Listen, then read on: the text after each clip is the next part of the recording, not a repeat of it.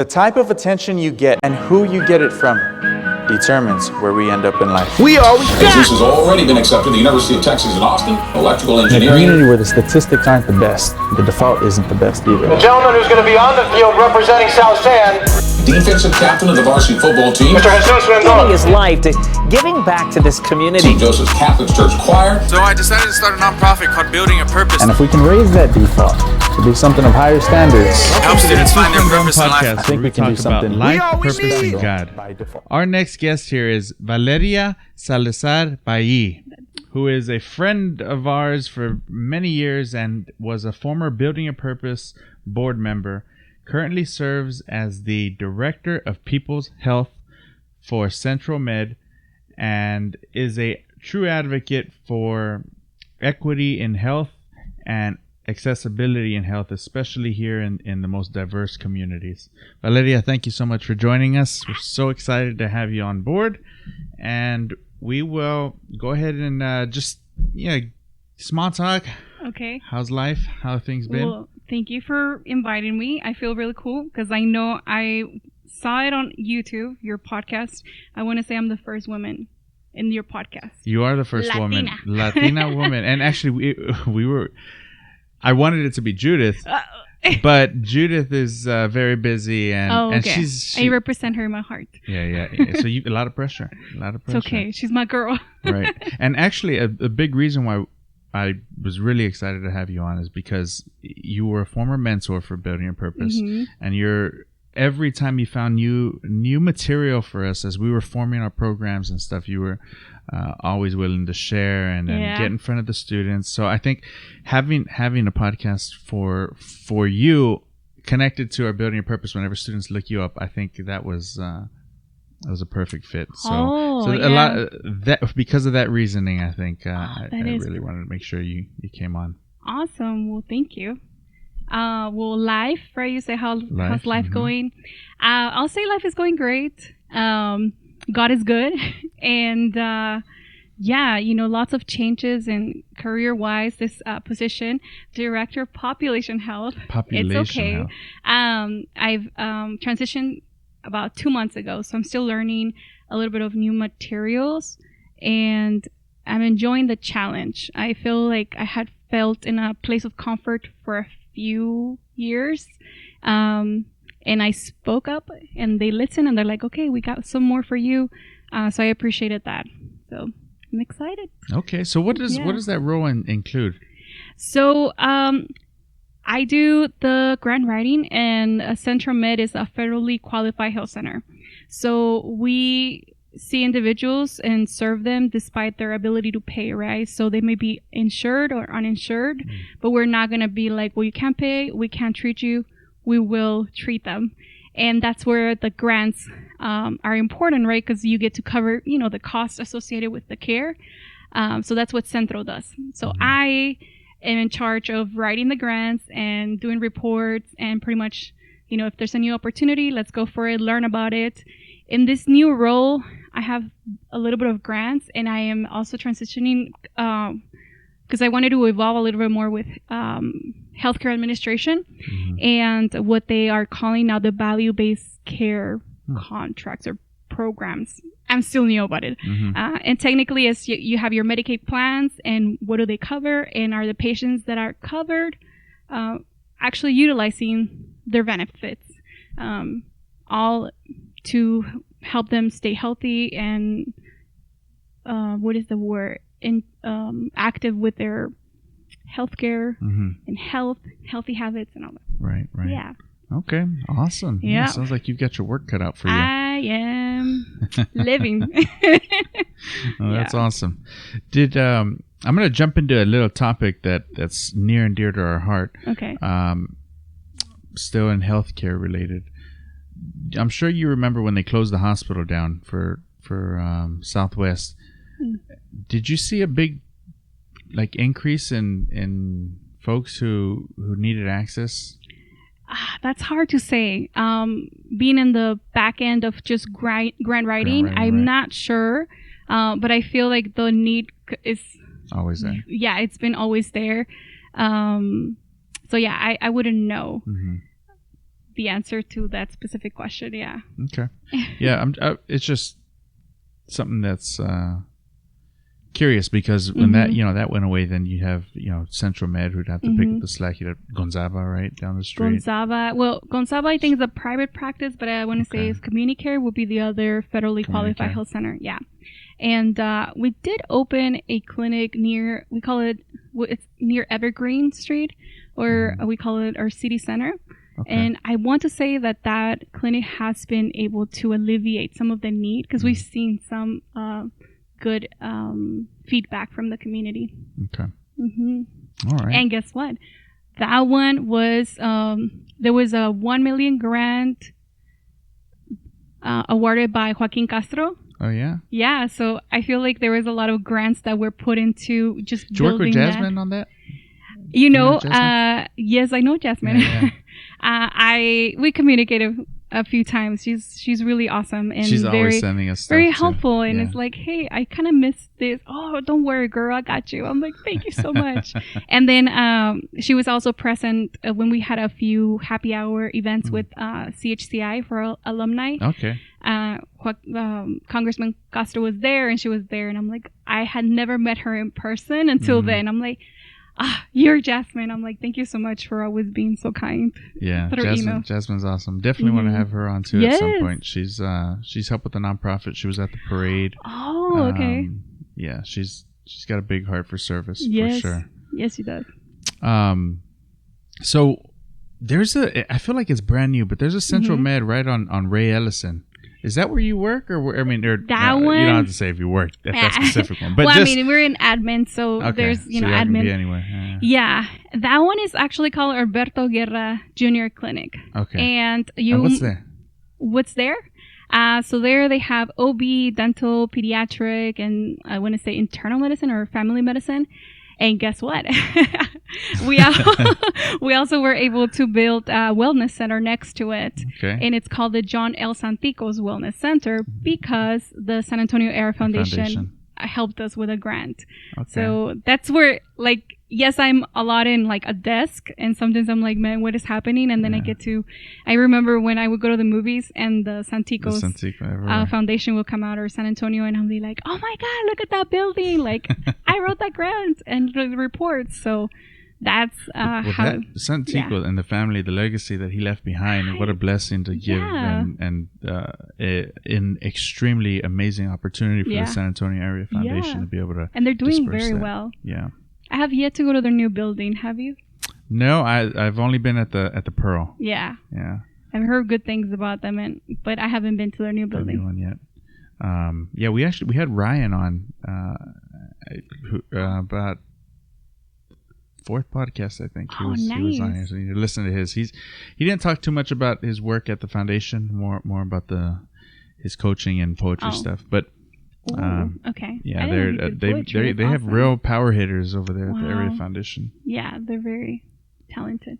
Cool. So that wellness center, what does that mean? Is it like a YMCA? Is it like a rehab for physical therapy? Technically a gym. It's a gym that is affordable for the community, and we just kind of wanted to have, like, let's say you come to. Because I guess in the nonprofit world, especially here in healthcare, you think of access, right? That's in the mission statement. Like, we want to provide access to high quality care.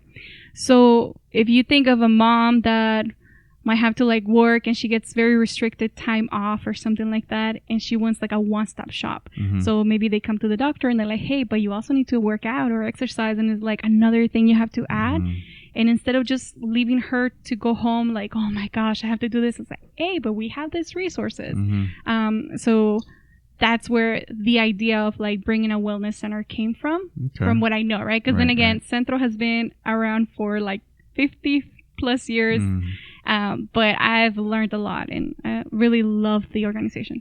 Okay. Yeah. Cool. It sounds like a place we need to check out. Yeah. Is it like basketball court? There's basketball courts, really nice equipment. The Berto Guerra actually has childcare. Really? I know. Oh, that's cool. And very, very nice. pretty new because it was just a few years ago. Not too long ago. That's what when I drove by, I always think about you when I drive by and I see it. And so I'm glad I finally had an opportunity to ask you the questions about it. Yeah, chismoso. It's like, and what did you say? And guess what? Is that what you said? Yeah. You know all the guess what's. We got this grant for that. It's cool to get the whole picture. Yeah, I feel like that's something exciting that I love sharing of like how, well, because if you think of grants, this is where it's important to be able to have documentation of the impact that you do. Yes. Because that's when you write a grant, you have to say like, hey, and I'm sure I know your sister does, has worked with grants, and just showing like the impact that we do. Yes. So. Yeah. No. Well, I think it's where you're putting the pen to paper and it's turning into reality, right? And as soon as they fund that idea, that went from a Monte Field to a wellness center. And it's nice. It looks very, very state of the art. Yeah. So I think it's a good, a great opportunity for the community residents there, and we'll see if we can go check it out. Yep, and it's at an affordable price. Right. Yeah. Cool. So a couple questions that I normally ask everyone, but what was your first recollection of how we met? John. It was kind of funny because I was thinking about that, when you asked me, I'm like, because and I want to say I was new to San Antonio for sure. Was coming from the Valley because that's where I went to high school and completed my bachelor's, and I was moving over here to. Where in the Valley? In Brownsville, Texas. Best tacos. I don't know about that. Don't let anybody tell you. Don't let anybody tell you otherwise. I'm just happy you didn't say it was Austin Best Tacos. I know. I know. Good. I'm not crazy. I have a whole thesis as to why people think Austin's the best, but we'll save that for another. It's a nice podcast. place, but the best. Nah. Yeah. Anyways, I was new to San Antonio, was in school, and I want to say that it was Anthony Peterson. I think that was his last name. I always misspelled it. But he's like, hey, my friend is doing, or actually it might have been Carlos, right? My friend is doing a nonprofit for mentors. Would you like to be part of it? I'm like, yeah. I don't think there was a hesitation. And then soon after, I think we met for coffee at a Starbucks near the medical center. And then I signed up, and then I was like, man, this guy knows what's up, and I really have admired and love your heart, like for serving students, in being invited here and thinking like, how, right? Like, why did I even build in a purpose? But I think as soon as like the idea was pitched, there was a no-brainer for me because I was like, yeah, I've been there, and mentors got me to places I never even thought I could even be good enough for. And I was thinking like, man, where are all my mentors now? And a lot of them are not around, and some are, still I think like on LinkedIn or even Facebook. Right. But they were in my life for a brief period of time, but the impact that they did in my life is like still going. Yes. So that's why I feel like it was a no-brainer for me to say, yes, I'm in. Yeah. Oh, yeah. I love asking those stories and thinking how just the divine connectivity and how God puts everything together. Yeah, he does. I don't know if it was for so I had asked my sister-in-law Sherry, because she went to Incarnate Word. I think so did most of the other folks, right? Anthony and I believe Carlos also. I think it was Carlos. And so I think she was friends with them, and she kind of organized a whole group of folks, and so we were able to. It's such a beautiful thing to see the organization go from, only people just me and Judith knew, and then it's like, okay, now it's somebody else's friend, and we're okay. We've got to really like sit down and make sure these are like people who say they are, and background checks and everything. Right. Yeah. So it's a beautiful thing to see the organization grow organically in the way it has, and we've brought you were started out as a mentor and became a board member for us. So we were very lucky to have you to start with, and they're still lucky you're a big advocate and supporter in education for building a purpose. Yeah. What are some of your strengths? I would say I'm very creative. Yeah, I would say one of my strengths that kind of branches out to a lot of other would be my creativity that also gets to solve, I don't know, if you have a problem, I am one to say, oh, let's figure it out and get creative with a solution. So I really enjoy that.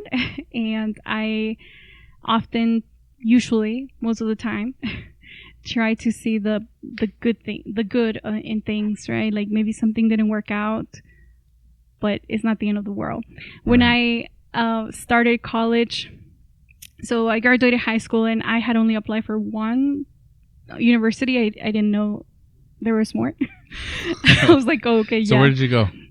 Well, formerly UTPA, now it's UTRGB. Okay, yeah. Pan America. Yep. I almost went there. Really? I loved it. It was awesome. Yeah, Great energy, great, cool university. Yes. So I was part of this program called Gear Up. So that's how I kind of learned about what I needed to do to go to college, más o menos. And I remember I went to my mom and I'm like, hey, mommy, pues, we were in Brownsville and the university was in Edinburgh, so about an hour and a half away.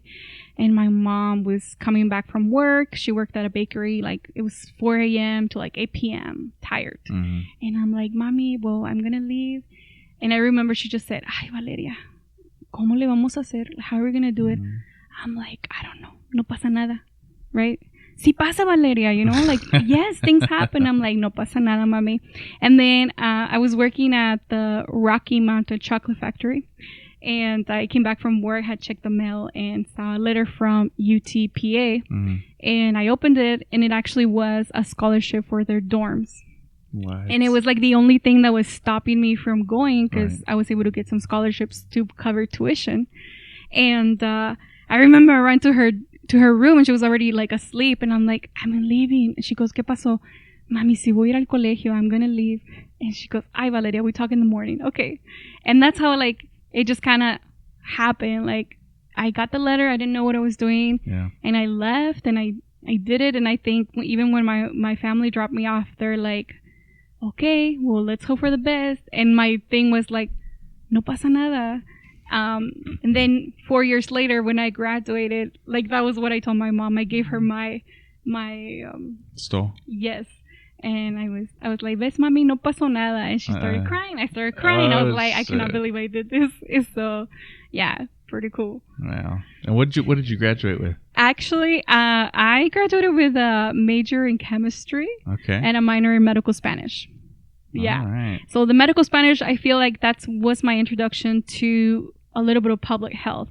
I originally wanted to be a doctor. Chemistry's tough.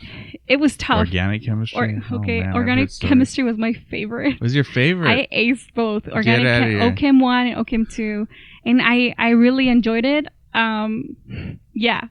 And I'll say, you know, after I left, I was like, okay, I'm going to go get my master's. And then after my master's, try for the MCAT, go to medical school. But life happened and different plans. And if you had asked me maybe a few years ago, I would have been like, yeah, I failed. But I actually feel like I'm where I'm supposed to be, where my skills are actually, what's the word, challenged, but also used and sharpened. And I don't want to be a physician.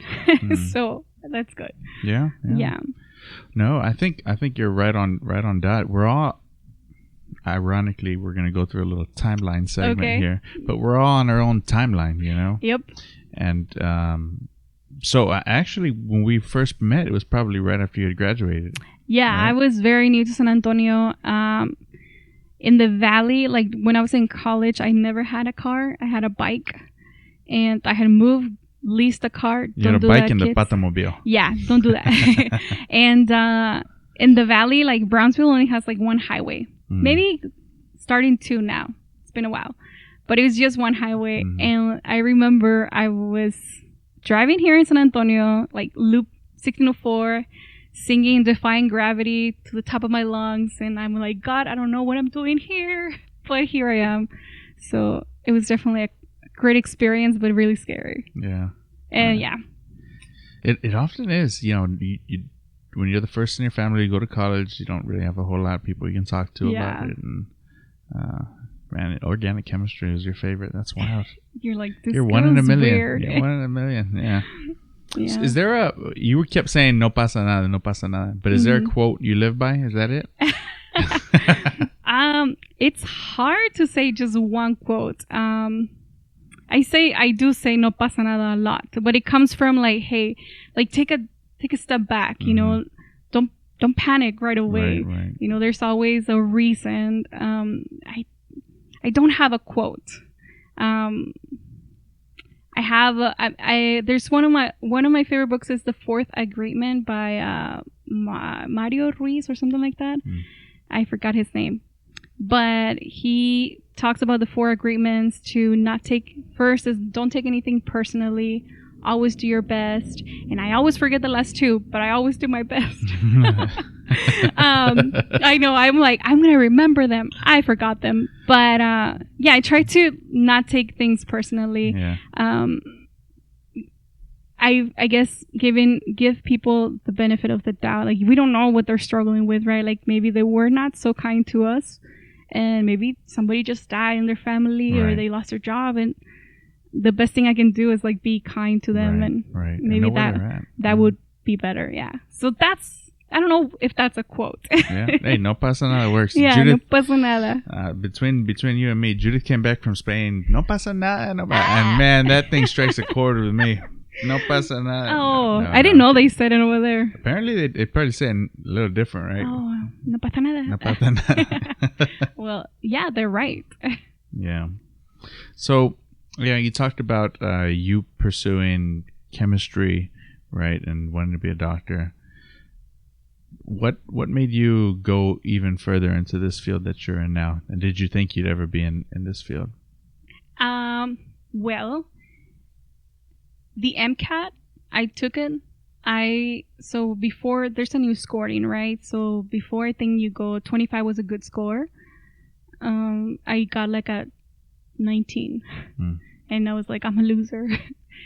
So I studied, and I was struggling.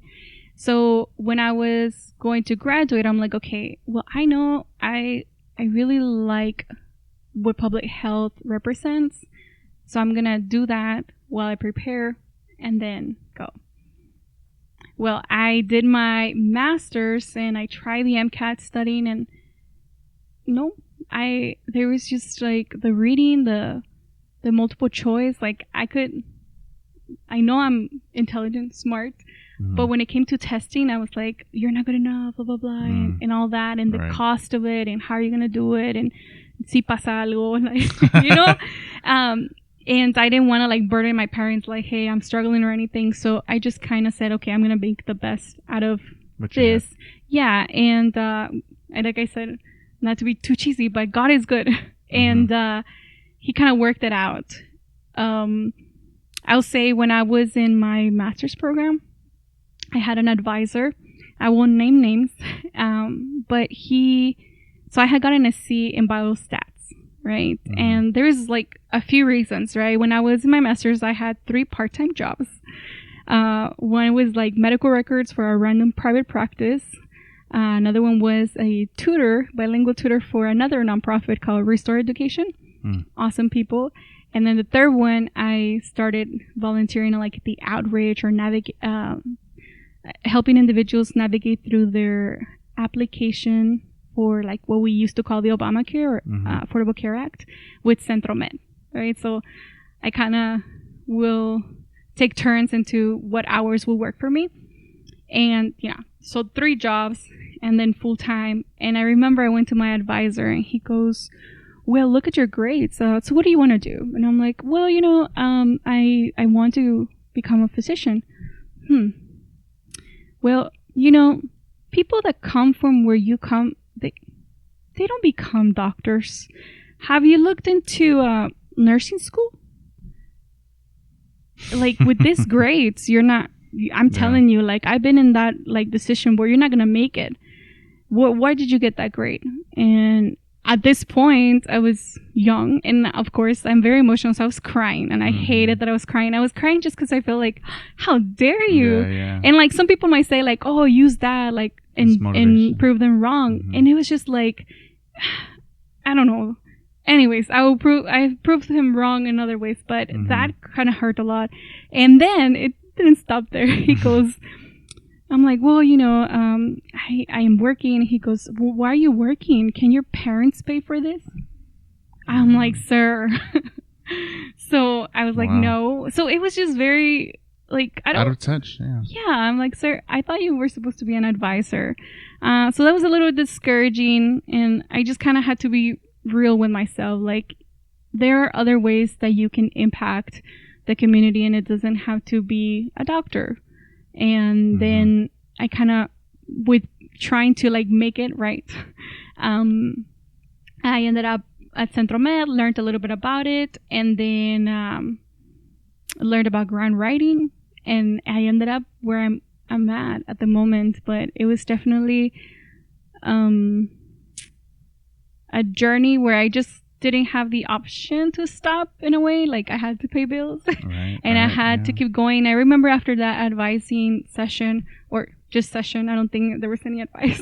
I changed advisors, and I was, it was one of the first times that I advocated for myself, and that was good. I had never done it before, and I feel bad that I was saying that he was a bad advisor, and I knew I wasn't wrong. I'm like, what is wrong with this man? And got a great advisor afterwards, and kind of showed me other areas. And she was very encouraging. She's like, if you want to, you can do it. Like, go to medical school.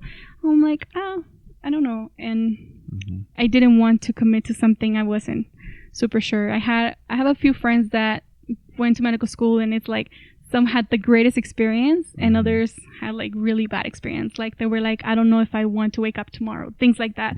So yeah, and then just kind of fell in love with the nonprofit, and I'm there now. Yeah. Okay. Yeah. It's incredible how formational these advisors are.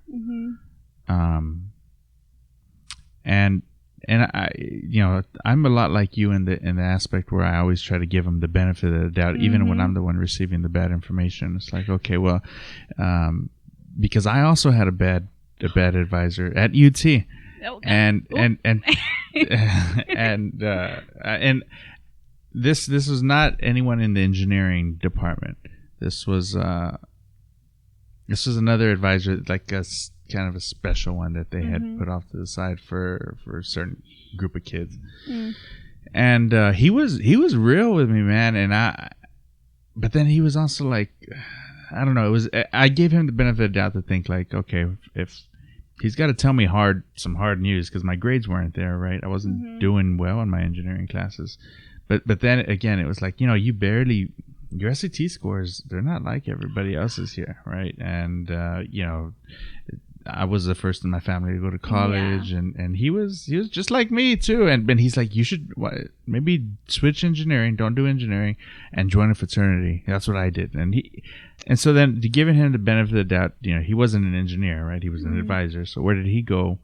And what worked for him? So he was doing within the best of his means to tell me, but what worked for him. But that's just, to me, I was like, man, I was mad. Judith knows all about this. Yeah. And especially at that time, because I think it was also Judith's advisor. There's a whole bunch of us. And man, I was, to be fair, I know it was God's grace that I got into UT's engineering program. There was no way, like, our valedictorian the year before had like, he got into it and he went there. So, especially in electrical and computer engineering. So I think, I don't know, when you mentioned you were also like feeling bad for them, or thinking I'm the same way thinking. And even when I was like, well, I'm not trying to like complain, but this, I don't think it was the right thing to say. Like, why does it matter where I came from? I don't know. And then they did say, oh, it's because he's a little older. Yeah. I'm like, well, I think it sounds like he should retire. I was like, Valeria. I'm like, sorry, God. But, yeah. Yeah, well, that's good. He retired. I mean, No, I don't know that he did. Oh, he didn't retire. I was Okay. suggesting. I was advising Right. them that he should. Yeah. I have no idea. But then on the flip side, you mentioned going to your next advisor. Was she? It was day and night with her. Oh, 1000%. Yeah. Yeah. Even like the way we broke down like the pathway for graduation and classes, and I actually took like full time the last semester, Mm-hmm. and she was like, "Are you sure?" And everything was great. I aced all my classes. I only had 1 C for that biostats, and there was like a little bit of a language barrier between the professor, the teaching assistant, and everybody. Mm-hmm. So it was challenging. So I don't like. I was okay with getting a bad grade because Mhm. it was hard. Yeah. But I'm like, I aced organic chemistry. The professor was amazing. Mm-hmm. Yeah. Yeah. No, it's day and night when you have a good Mhm. advisor. And I'll Yeah. say that in my engineering school department, our advisors, I think they were all female. I think they were all women. Ayo. They were all women. They ran that show. good ones. And they were the mother figures in that institution to make sure everybody got across the line. They had great system for students who weren't performing well. Like, okay, is it a time thing? Is it and they'd manage your schedule. They'd help you Yeah. write everything out. Yeah. Shout out to Janice and Veronica. I mean, they were awesome, especially in the those formational times in your life when you're graduating from college. Yeah. Wow. Okay. Is there something that you, as a kid Veronica, Valeria, always thought to be true, but as she grew older, she realized it wasn't exactly what she thought it was?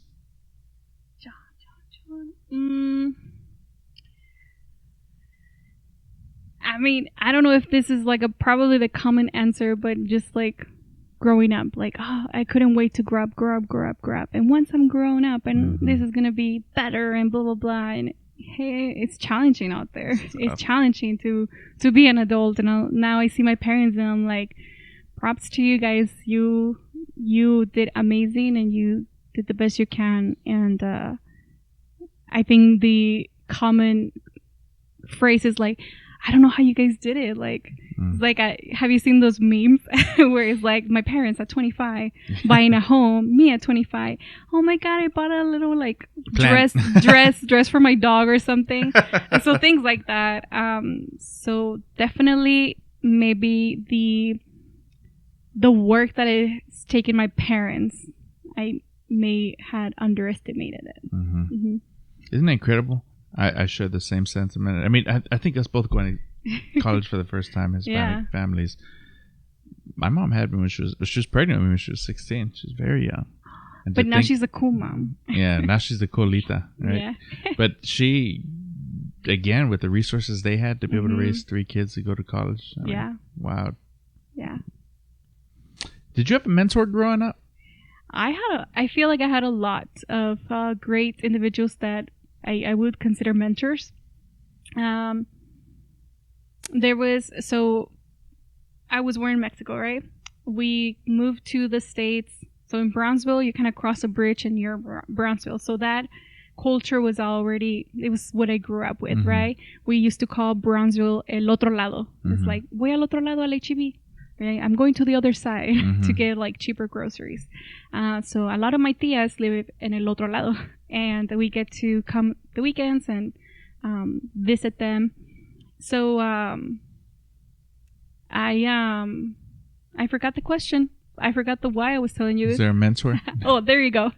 So when I moved over here, it happened that my mom, we were visiting, and then my mom was like, "Oh, we're staying here." And it's like, what do you mean? It's like, we're not going to go back. So I had just finished 6th grade and I started 7th grade. So that's when I didn't speak English or anything. Didn't speak English? No. And there I was able to be in that Gear Up program. And that's where I had a few of my mentors. My first mentor, I'll say shout out to Miss Perez. She was my ESL teacher.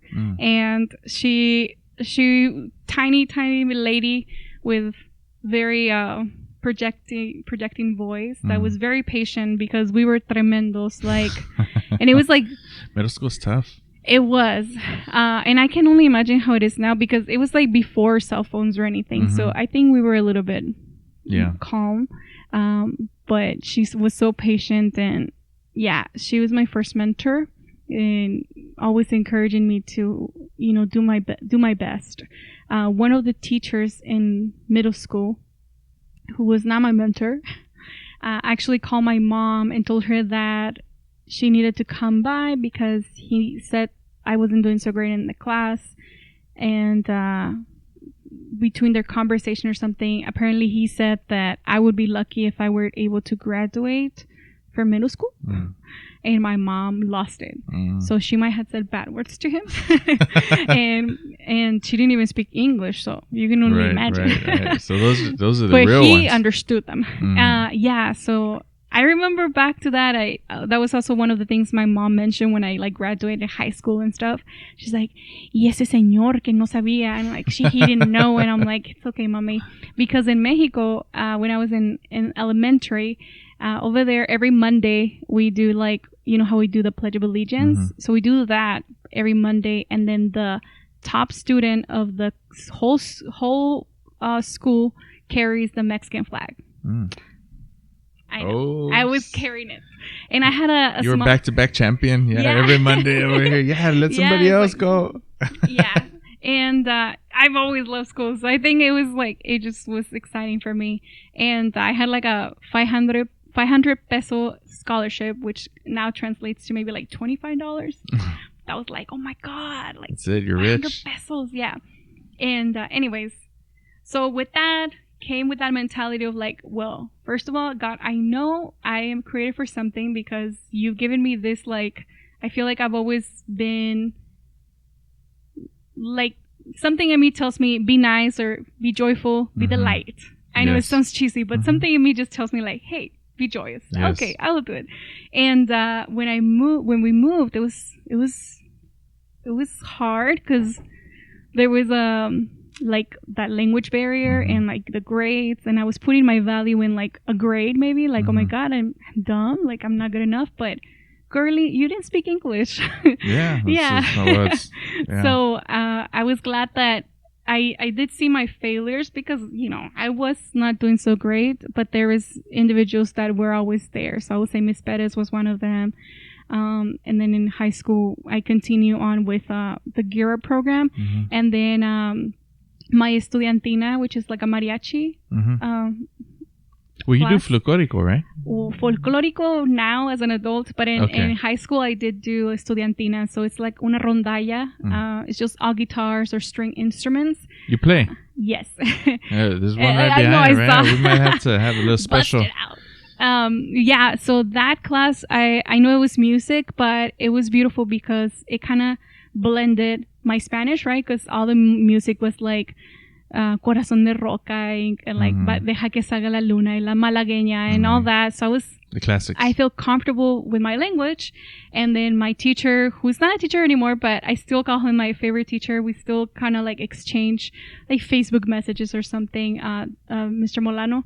And there was that, he kind of like helped, and I say us because I feel like I was not the only student in that situation, but help us just feel comfortable with our own voice. And that's how I kind of learned that I had a voice, like I could sing. So yeah, I was gonna say Dr. Molano. He's not a doctor, my teacher. And then in college, there's so many. Yeah, there's so many. But yeah, I'm one to like ask questions. So yeah, I'm very grateful for every person that ever just took a moment to turn around and talk to me. Yeah. Yeah. What was the hardest transition from education system in Mexico to the education system here in the United States?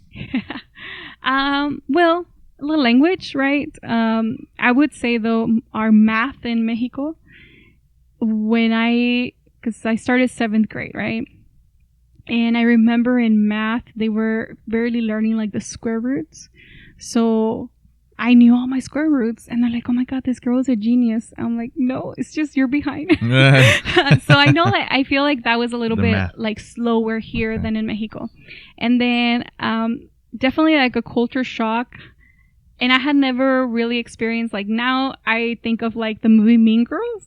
You know, when the girl starts the new school and she goes to the restroom and eats with her tray of food. I felt like that. Really?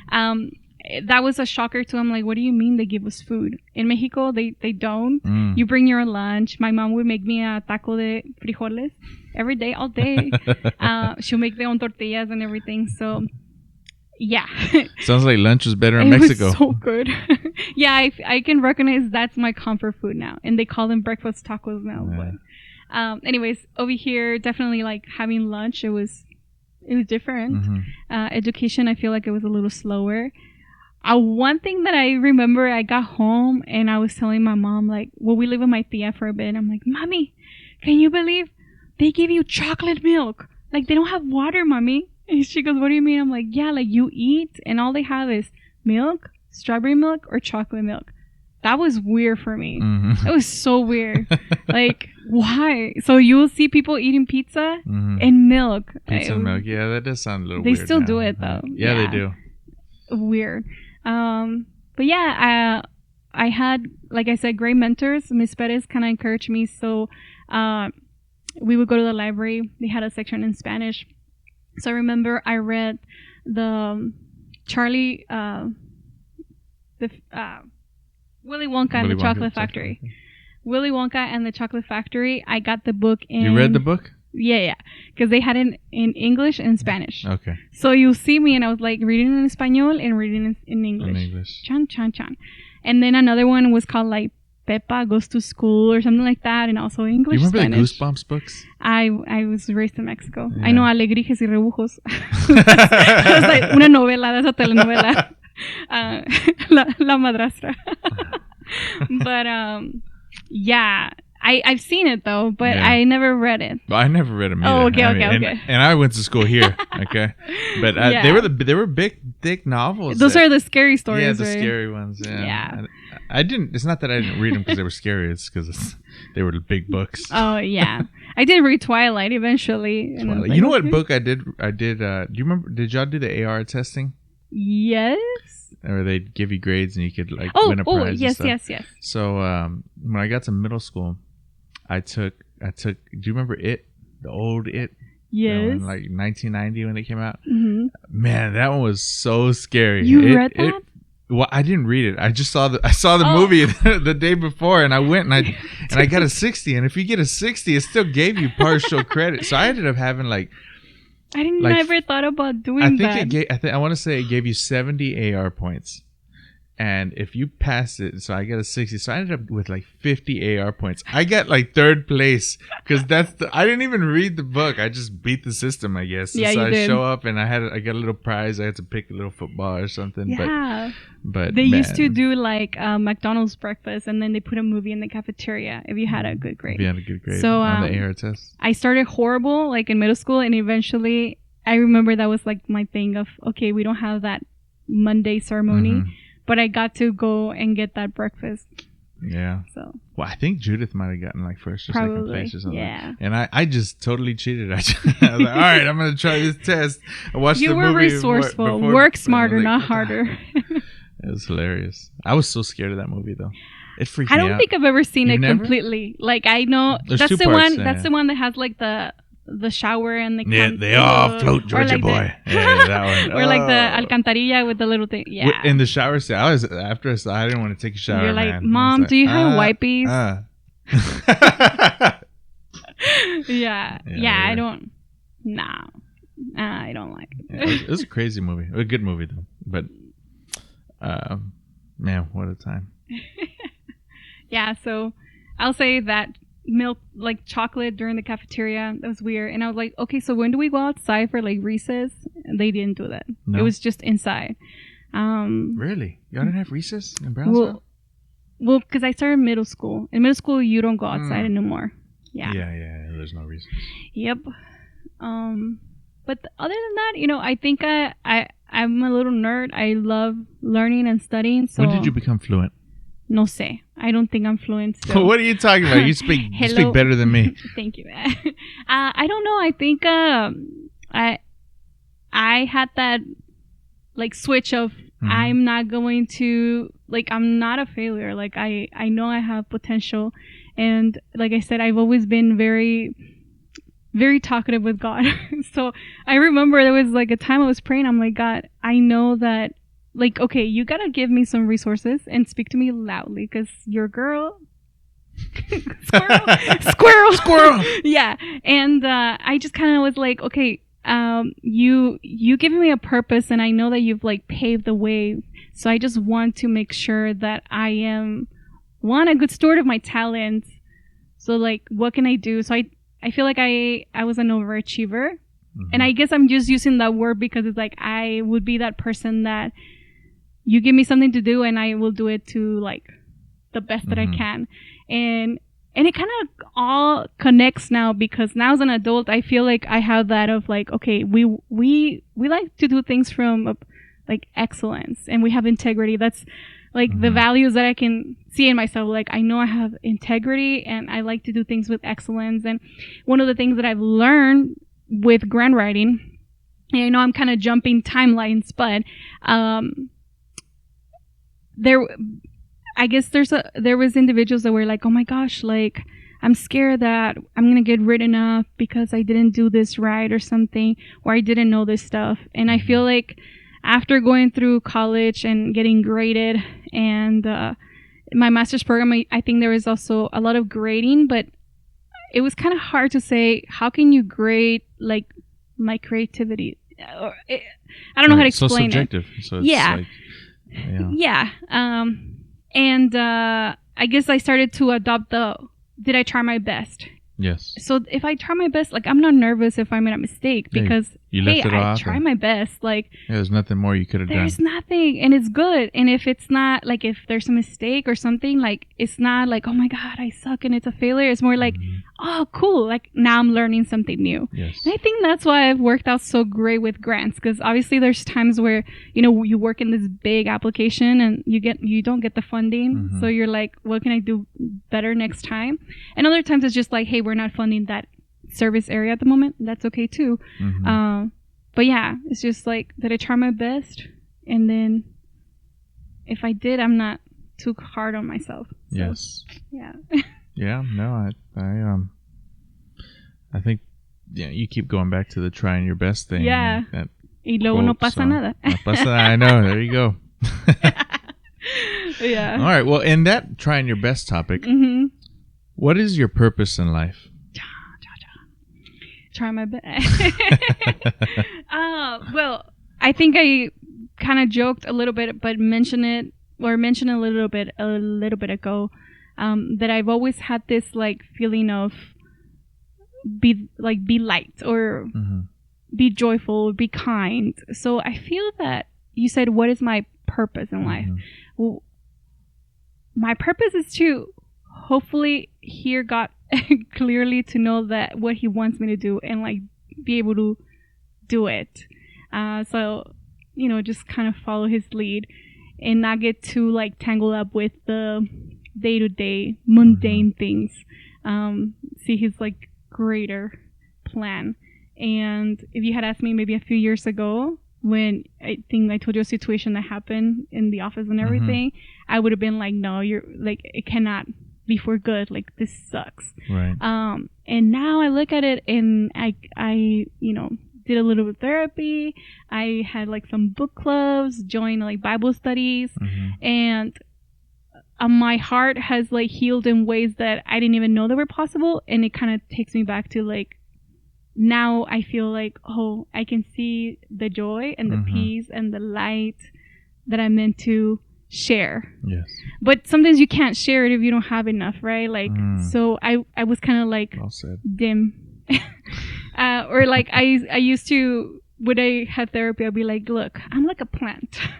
So sometimes like I kind of am sad. You just need to water me with like encouragement.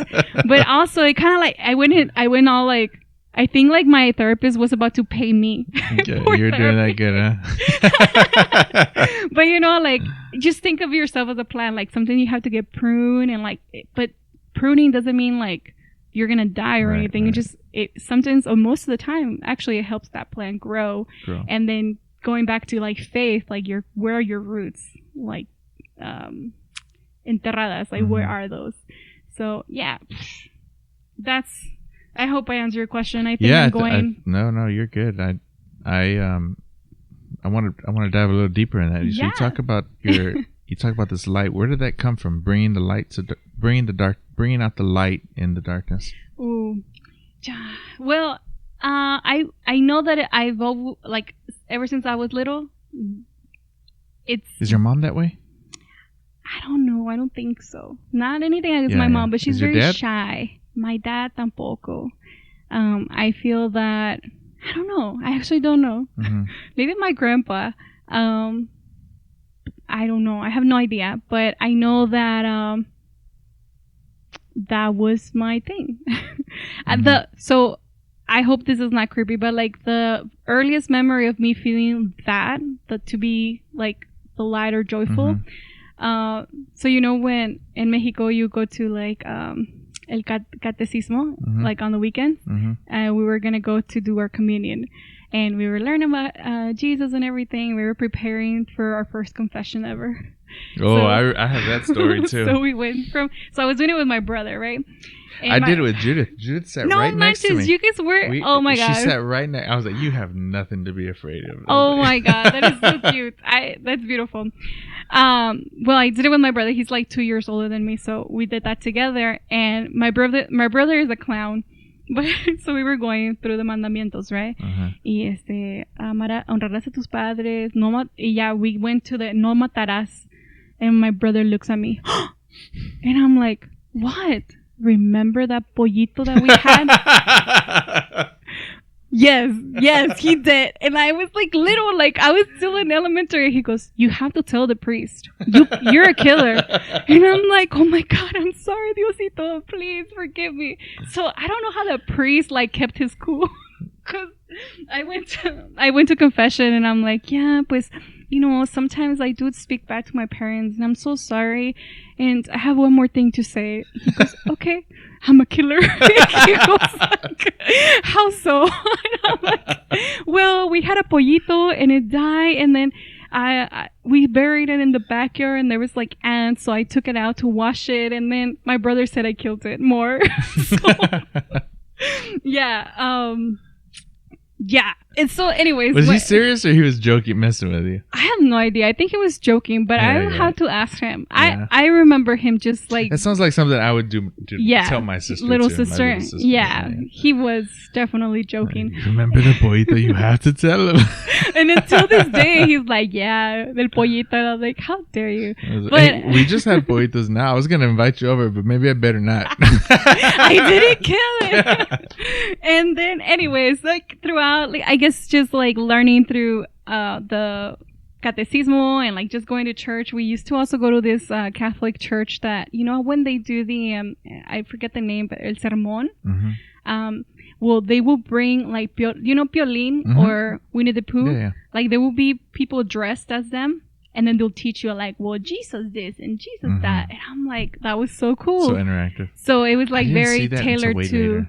Yeah, it was very tailored to kids. So it was like one of my favorite things. And is it like it was the children's liturgy, like mass, right? Yeah, there you go. And this was one of my favorite memories. And I know that since then I was like, okay, like I'll be the light. Like, yes. And then I remember I will like, we lived in Mexico in what we call a little casita de Infonavil, which is the community name. But just think of it of a big rectangle with two bedrooms, the outdoor sink, and then like the restroom. So it was 5 of us in that little square footage. So my siblings and I will share the room. So my brother and I had a bunk bed, and my sister had like her bed. Excuse me. So I remember when I was little and like we were just doing our communion and everything, I was like, God, or Jesus, I know you're everywhere, and I know you're probably tired of being like just standing, like taking care of me. So I would like move to the corner and like make him room and like, come lay down so you can rest. So in my mind, I would go to bed and like Jesus was there. Yeah. And I was like, I love that I never forgot that memory, because I feel like that's always been like my thing of like, oh, Jesus, yeah, he's right here. He's right here. Yeah. Yeah. No, that's So, beautiful. right. Well, to have a relationship that young. Yeah. Yeah. And well, and I'll be honest, right? So it was young, and then of course life happened, and every now and then I will forget that he was there. And especially I would say like early 20s and everything, like when you think, well, you enjoyed it, good. But like other people, when they have breakups and stuff, and like, well, we had our ups and downs. No, for sure. Oh, okay. But you know, like just like going through that, and it just felt like, oh, confusing. And I am so glad that I'm back in that, and back in that relationship, and also like more mature. So, and it's funny because it's like he never left, and he was always like working something up. So did you tell him, Jesus, you have to water me? Remember? Sir, sunlight. Yeah. So no, that's awesome. What was the best advice you were ever given? I would like to say don't take anything personally. It kind of gave me, because sometimes maybe somebody would have a bad day and I would take it personally, and then I would what's the word, internalize that, right? And say something's wrong with me. I'm not good enough. I must be annoying. Blah blah blah. Super negative things, and that was not the case. Maybe it was the case, I don't know, 1 in a million. But for most of the time, like, people are in their own world, and don't take anything personally. Like, try to see that. Right. Take a step back and say, okay, this was actually not about me. Like, they just had a bad day in traffic, and they're having, So just kind of be kind and listen. So don't take it personal. Yeah. Yeah. There's a saying that goes, don't stress out about the small things. Yeah. And then they say it's all small things. I didn't know that. Yeah. Cool. So since we're talking about God, Matocayo Jesus. I know. I was telling my iPhone, hey, text Jesus. Well, would you like to tell Jesus? Well, to Jesus, thank you and amen. Oh, I know. Yeah. So has your faith always been this strong? You talked about ups and downs, but what's that journey been like? I know. Well, I had the best memories as a child, right? I mentioned our Catholic Mass and everything. So I feel like I've always had that cariño, love towards God. I would say in high school, I used to wake up early to go to the 8 a.m. Mass because they didn't have a singer and guitar. So I started like volunteering to like change the lyrics on the old PowerPoint and everything. And I would take my abuelita because it was a Spanish Mass. So I'll be like, abuelita, I'm going to pick you up, blah, blah, blah. And we will go. And yeah, it was one of the best times just learning and spending time with my abuelita. So to answer your question short, yes. And then I'll tell you a little bit more. I would go to Mass with my abuelita until one day she goes, you know what, mija? I don't think I'm going to go to Mass today. I'm like, ¿por qué, abuelita? Why? No lo escucho al padre. I can't hear the priest anymore. Oh, okay, abuelita. Hey, but bring me the barbacoa after. So I think my commitment to being at Mass and learning, it honestly kind of came from music, like being able to sing in Mass and just creating that atmosphere of worship. And I think the Catholic Mass has, like very structured parts. Consistent. Yeah, structured. Gloria, that's the right word. holy. Yeah. and I got to do that, and I really enjoyed it. And then once I moved to San Antonio, I just couldn't find my way like to a church. They were very different. I didn't find like a Catholic church that, I don't know, the community. Yeah, it was different. Yeah. Not bad. It's just different. Well, from how I've heard you describe your formation and your faith, it was very family based. Mm-hmm. And now you come to a place where you didn't have any family, and so the first the first place you look is the Catholic Church, but when it's not as welcoming as some of the Protestant church. Man, when I was in college, I went to a few Protestant churches, and they're all, brother, and I'm like, you're not my brother. Now I call everybody brother, right? Right. So it's like, but I certainly I've seen that in sense of welcoming in those different types of churches. So where do you go now? So I actually go to a Christian, non-denominational Christian church where I feel like I've matured and developed a lot of my faith. And it's called Grace Avenue Church. It will be in the West Side soon. So it's pretty awesome, pretty beautiful. And don't get me wrong, I was raised Catholic, so it was kind of like also the struggle of like what am I doing, right? Because I also had like tías that tradition is like, vas a ir a misa, and I'm like, oh, I'm going to service. Ay, pero eso like it's different. And I was like, oh my God, like, am I doing something wrong, God? So before I found Grace Avenue, I lived near the medical center, and there's a small church. I want to say it's called St. Francis or St. Anthony. It's one of those names, and they had a chapel that was open 24/7. So I had gone to their mass. I was still, I don't know, it was just very like they were reading and going, and that's it. There was no like nothing else. Right. And I'm like, God, is it me? So I would go to their chapel and like just like pray. I was there, I think it's El Santísimo, and just pray, and then I would journal. And mind you, this is also, I was like by myself here in San Antonio. So yeah, I knew Carlos, best friend and everything, but there was still like that, I don't know. It was like I needed time with my father. And I love those times. I feel like I go back and read the journal entries, and I see how much he was like working even in my like solitude. I recommend that. Go and sit at a chapel and just pray to him and write down whatever he speaks to you.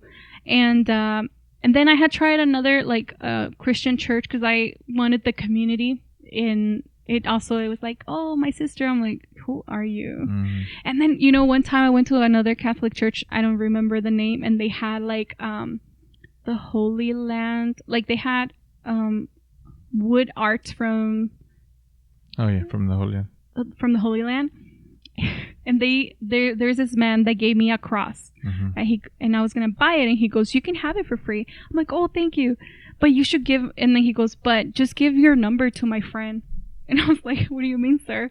It was so creepy. And then the friend comes, and it was like an older man. I'm like, what is happening? What? I know. I was like, God, ¿qué pasó?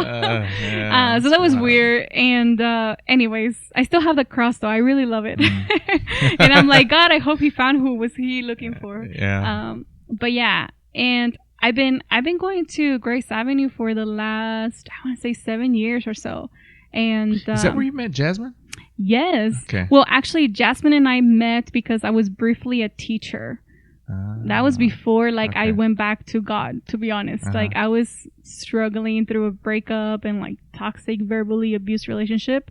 And I think we joke because I'm like, the best thing that came out of that season was meeting Jasmine, who then led me to She's this got good community. Energy.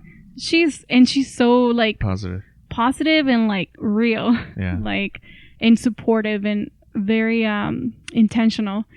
Her birthday's coming up, so don't forget June 1st. For sure.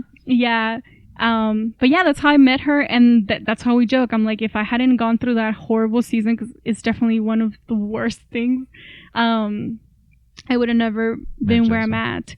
And through my current church, like we've done, like I said, some Bible studies and summer connect groups, we call them. And a part of me was like, well, I guess I could come to connect groups or Bible studies because it's cheaper than therapy.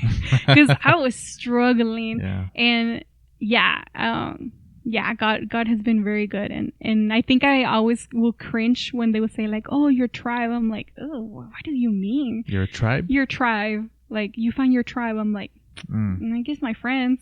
And now I'm like, oh, I can see what you mean. Like I found really nice community. We actually hold our services at the Whitley, which is Whitley Museum, Whitley Center, next to the Catholic Church on Oblate. Oh, okay. Yeah, we have a really cool relationship with the Catholic Church. So I'm like, yeah, this is good. So, do you ever hear voices like, come back? I know, come right? back. Well, okay, so I'll be honest, like I would like pray to God, like how, because for a while I actually would go to 2 services. I would go to the I would go to the Christian church in the morning and then Catholic at night, because they had a 6 p.m. later mass. Yeah, and I was like, God, what do I do? Yeah. And where I found a little bit of peace is like, okay, where do you need me now? I guess in a way. And I would say in the past years, I felt like so much closer to God. And I mean, I still, like, you invite me to mass, I'll go. I love it. And actually, we're probably going to start a children's choir with the kids. Really? Yeah. I'll definitely invite you. Yeah. We had a choir going with Autumn and Sol when she was a baby. And Autumn sings. She sings a lot. Oh, very I love loud that. too. She knows all. She knows her whole Gloria. She knows her whole Holy. En español, en inglés? In English, but she sings like for the Holy Spirit, like in a Baptist church, and yeah. So she goes, and we're really trying to. Judith plays flute. Honestly, the problem with us doing the whole choir thing is more me and Judith than it is anything else. It's like she's perfect, right, at everything. She's valedictorian, and me, I'm like, I did my best for you, God. Like, and Judith's like, no, if you did your best, you would have practiced Monday, Tuesday, Wednesday, Thursday, Friday. That's doing your best. I mean, not showing up like, okay, I practiced a little bit before, and I'm like, well, that's kind of like what I had time for, and it's like, okay, that's what I had time for. So what are your priorities, man? Whose side are you on, Valeria? On the Lord's side, right? That's right. So so we ended up stopping because we just didn't have time, and we needed to practice and practice more than just one. We would practice the Friday before our mass, and the hard part is when I would do the music, like play guitar and everything, I would play it to the true notes that were on the music sheet, because Judith would play those notes in those keys, where majority of guitar players will play with a rhythm to it, and like, so it was harder for me to pick up in those keys because there were weirder chords, and so it did take me a little bit. And you use a capo?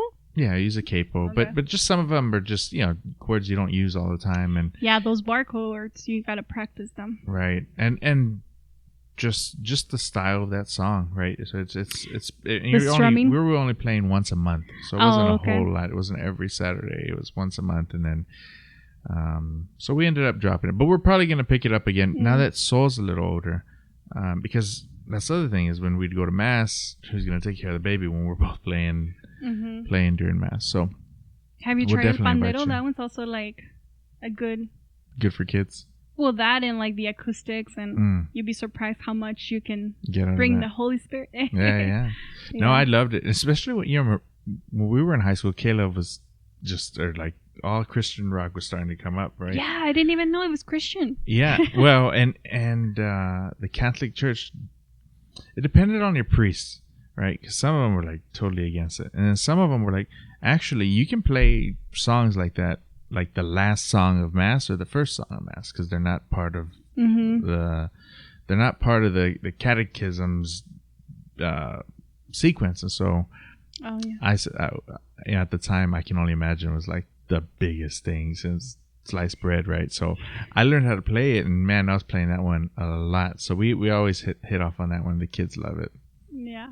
I actually, it reminds me, for when I was in college, I would go to my Catholic, what was it called? I forgot the actual name. But it was like a small center for Catholic students. Like the UCC, University Catholic Center. Ándale. And they needed somebody to like play after mass. And the only song that I would like know, and I was confident because it was just me and the guitar, and I was like, what am I going to do? Sing. Yes. So. You can do all three? What was the three? I guess Sing 2. and play. Yeah, sing and play. And, okay. and the third part is smile. My mom was like, yeah. smile like you're having, and look like you're having a good time. So I'm up. Smile and wave, boys. Yeah. Smile and wave. Yeah, I guess I could. I would play How He Loves Us because it's just like the David Crowder, right? Yep. And you hit it on tune when you go to that second from C, low C to the higher C? Yeah. Okay. Yeah, but also it was just like a brief, because it was maybe like, oh my God, I'm going to have to bring my daughters over here and we're going to jam out over here. Maybe like 6 chairs of students. Like there is Yeah. not a lot. So by the time they walk out, I was like, okay, have a good week, everybody. But I also feel like I'm like, I'm not confident for this, but I was like, no, get out of this. This is not about you. It's not about you. It's about him. Yeah. That's how you lock into what is divine. Yeah. Right? It's not about you. Nope. And actually, I'm actually in the worship team at my current church, and I actually co-led worship this past weekend. And there's a song that says, "Who else is worthy?" And it pretty much, those are the lyrics, like, who else is worthy, right? Who else is worthy? And I kid you not, like, there is a point when we were singing, and just I blink, open my eyes, and I just saw everybody like lift their hands, and you could feel like the Holy Spirit, and I'm like, oh my God, like that is so beautiful. And I know that before we started singing, I was like, because I was a little self-conscious of like, my outfit or whatever. Yeah. And I'm like, it's not about me. Like, this is where people are coming maybe for the first time to a church, just that the way that I was trying to find something. And I hope that they can get an encounter with God, and they get, he meets them where they need him. Where they need him, and where they're at. And like something that I love to tell like people is like, because I feel that often I hear like, I know God is going to be disappointed, or this is too much for God. And I'm like, oh, I've been there, done that. But actually it's God, right? Like nothing's too big for him. And also he's not going to be like, let me get the chancla. Like God is so gentle to meet us. Yes. And like, he's not screaming at us. He whispers. So be on that like atmosphere and sit with him. So that's what I've learned in the last few years. I think I was definitely very hard on myself. I put a lot of value on like my accomplishments and who I was or how I looked, and I'm like, that actually doesn't matter. No, it because doesn't. once I got back to like the core of me, I feel like I've like become more myself, and I've share more like joy, yes, and a lot of confidence. No, it's not all the time, but most of the time that I'm like, who's that girl? It's me. Right. And like I would say, like, that's all glory to God. Like it's not me, but it's been quite the journey, yes. and I loved it. So That's awesome. Yeah, we can go for hours. We're going to have to bust out one of these guitars here and jam on something. But we'll definitely invite you to the choir. You come check us out. I love kids. I love helping them sing. Yeah, especially for singing. I'm not a good singer. I feel the same. It's all in your head.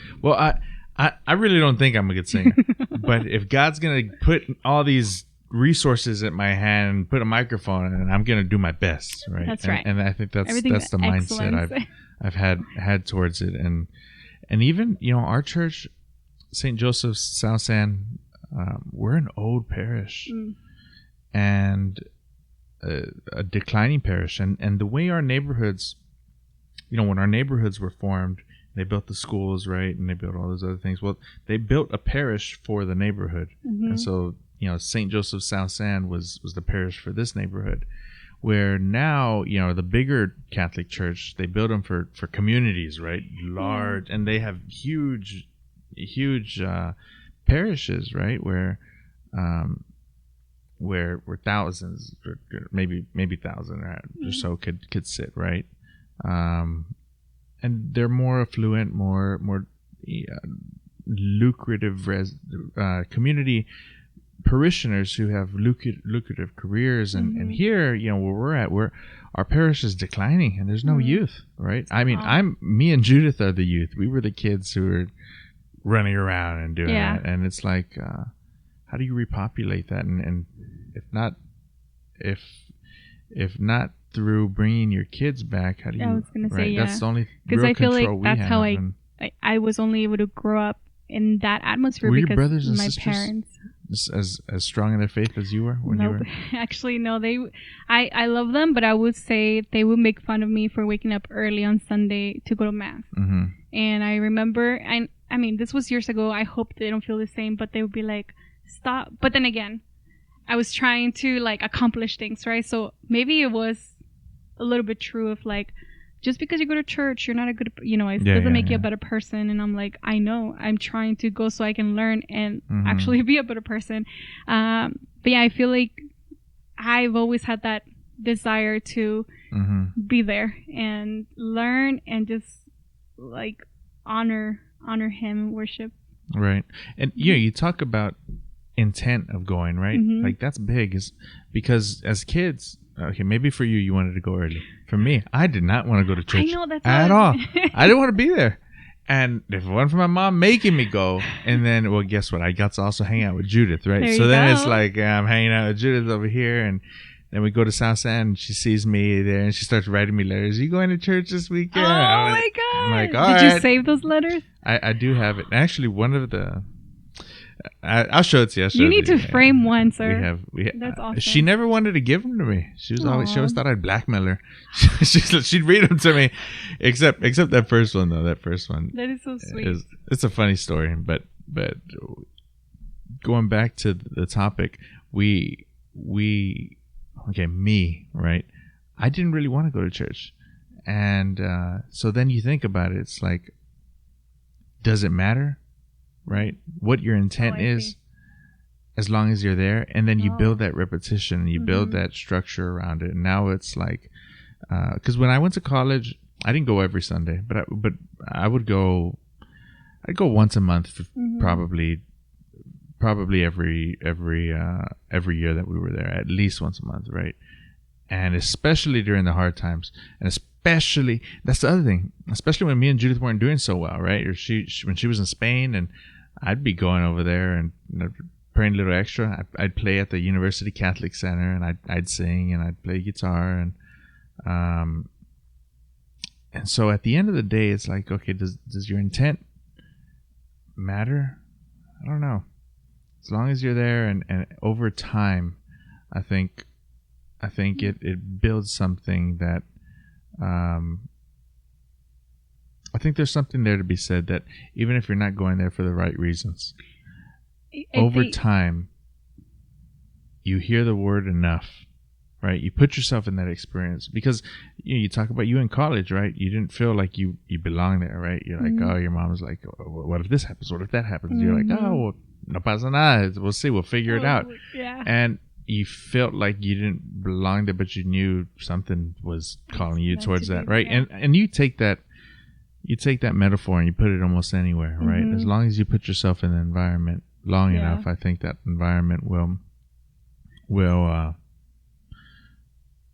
if it's divine, if it's of God, I think it'll shape you to what He wants you to be, what He wants it to be. I agree. And I also have learned, like He never wastes anything, right? Like there's always a purpose, and we are gonna mess up, but there's always that grace, and He kind of turns it around. Like, okay, it's gonna be okay. And then I was gonna say something else. Oh, I also remember right now that you were saying college and everything. So we had a Catholic group. So I did my first ever retreat, and that was Acts also, retreat. Oh, cool. Yeah, I guess and so. And it was, my first ever experience. I want to say, when I went to confession, I remember the priest was, I can't remember the word, but when they don't give you a penance, you are absolute. Oh yeah, you're something.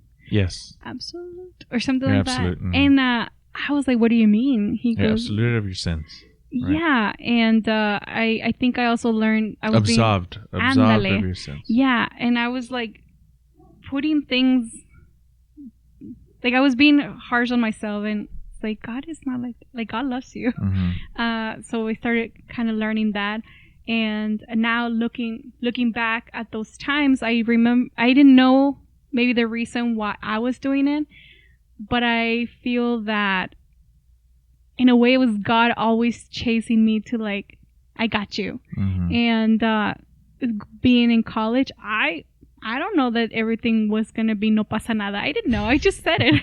But I think like God was like, yeah, no, like I'm here, and I would like pray and go to mass, mm-hmm. and just trying to surround myself with individuals that were going to pray with me and for me. And I think about it, and I'm like, it's because it's the only thing it's the only thing I could do. Mm-hmm. And yeah, he didn't fail me. So, yeah. No, well said. Yeah. I've got a whole bunch of retreats stories that River Roll and stuff, but I thought it was cool how, I don't know if you know, but Axe was founded here in San Antonio. Oh, really? So, Axe I had no idea. Nationals here in San Antonio. I learned about it when did you go on your first retreat? So I don't know the location, but we were in the valley, and I remember we had a. Well, what year was it? A ver. Like 2012. Okay, 2012. Yeah, 2012 or so. UT had one called Longhorn Awakening. It wasn't an Axe retreat. There you go, Bronco Awakening. Then I didn't do an Axe. Yeah. Because it was Bronco Awakening. So it's Longhorn Awakening. It was very similar. I didn't go. Judith went because I was like, nah, I'm Axe. Yeah, it's beautiful. She said it was a good experience. Mm-hmm. Yeah. Okay.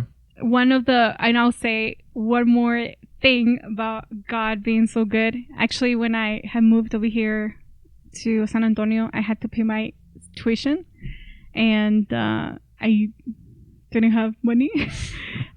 So remember how I told you that I worked at a medical records office? They pay me $8 an hour. And there was times where I was like, okay, do I buy a taco or do I pump gas? But I need to pump gas to go to work so I can make money to, all that. And thankfully, there was always like, oh, there's a luncheon from a pharmaceutical. I'm like, okay. So it was like good steak and stuff. And anyway, so it was like a little bit of a struggling, right? And I had gone home, and I had gotten the email of like, hey, if you don't pay, like, you're kind of be dropped. And I'm like, God, what do I do? Like, what do I do? And I felt like this nudge of like, hey, check the mail. And I'm like, okay, I'm just going to go check the mail because I'm a plant and I need some sun. So I was going to walk. I go to the mail. I get it. I get the letter.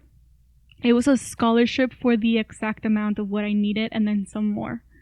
And wow. I remember I just opened it and I fell to my knees. And that's when in that season, I was definitely going to the chapel just by myself. So I hadn't really been to mass or just going to an actual service. Mm-hmm. And he was so faithful, even like when I was just like, hi, it's just you and me. And I remember just fell on my knees and I was like praying. I'm like, thank you. Like, wow. Mm-hmm. And I paid it and I made it. And I made it through the program. But mm-hmm. that was definitely one of the ones that you there's no explanation. Yeah. I don't even remember applying for that scholarship or what scholarship it was mm-hmm. or how I got the money, but it was there. Right. Wild. Yeah, that's certainly of God. Beautiful, yeah. Wow. How do you know if something is divine? How do I know if something is divine? Well, I think I know that I can recognize when relationship, and not romantic, but just like a relationship, could be friendship, family is divine, or romantic is divine. And I heard this and I really liked it, so I'm gonna copy it. Mm-hmm. And it said when it produces the fruits of the spirit. So does that relationship bring joy, peace, faithfulness, kindness, self-control from you? So I think if it leads you to that, or it makes that bloom out of you, that's divine in my. Okay. Yeah. That's right. what I think. What do you think? That's a tough one. Why you ask me? Well, good thing I'm interviewing you for this Right. podcast. I think I wrestle with that a lot, and Judith and I both do, especially in a field where, when I say it's divine, just to elaborate on it, is it of God, right? Is it what God wants me to be doing? And my relationship with God is a lot different than Judith's relationship with God. And the way we talk to Him, the way we pray, it's different. And hers,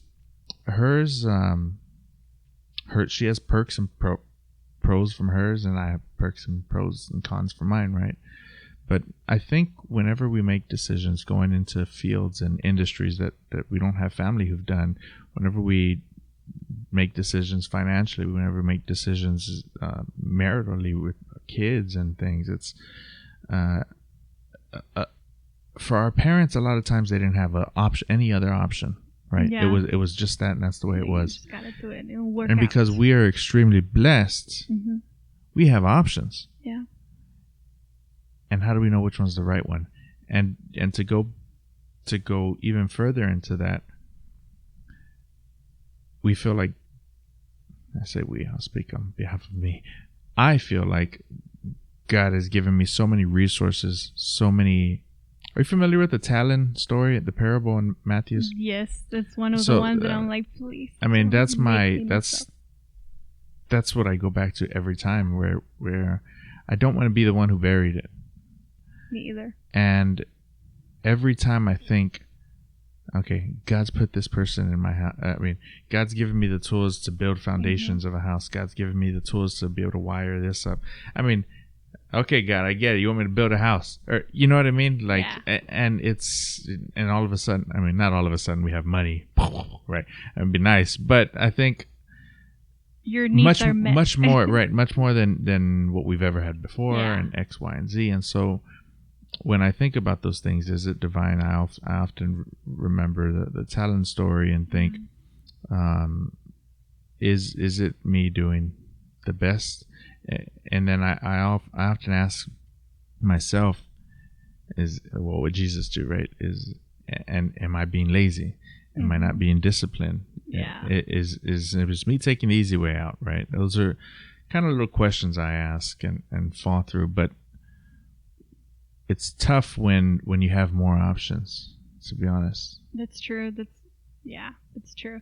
And that's the easy thing to say, because I have options. For the person who doesn't have options, he's like, well, good for you. He's like, oh, you're worried about this, that, where I'm just trying to eat, right? Or I'm just trying to that. And I don't think maybe tough's not the right word. It's more responsibility when you have more options. One of the quotes I had heard not too long ago was, they only saw the decisions I made, not the options I had. And when you think about that in depth, we often judge people or define somebody by the decisions that they had made, not the options they had to choose from. Wow. And so to me, I think I often, I circle back to it being divine, and am I doing my best to live the life that Jesus has set for me, right? In His footsteps, in that divinity. Like during Lent for us, we give up something, right? And it's like, well, why do you give up something? Well, the Lenten season is supposed to be a time for you to be more like Jesus, right? And so giving up something is the easy way to just say, okay, no more soda because I'm going to be this. And for me, I always try to be more disciplined. And I think if you were to ask most people, they would say I'm pretty reliable and disciplined. But only I know the truth of how disciplined I am, right? Yeah. And Judith does too, right? And for one example, right, it's like, I wake up pretty early, probably earlier than most days. But then you peel that back and it's like, well, how many alarms do I have to set to make sure I wake up? Yeah. If I were disciplined, I would listen on the first alarm and I'd get up. That's discipline. Dang. Yeah.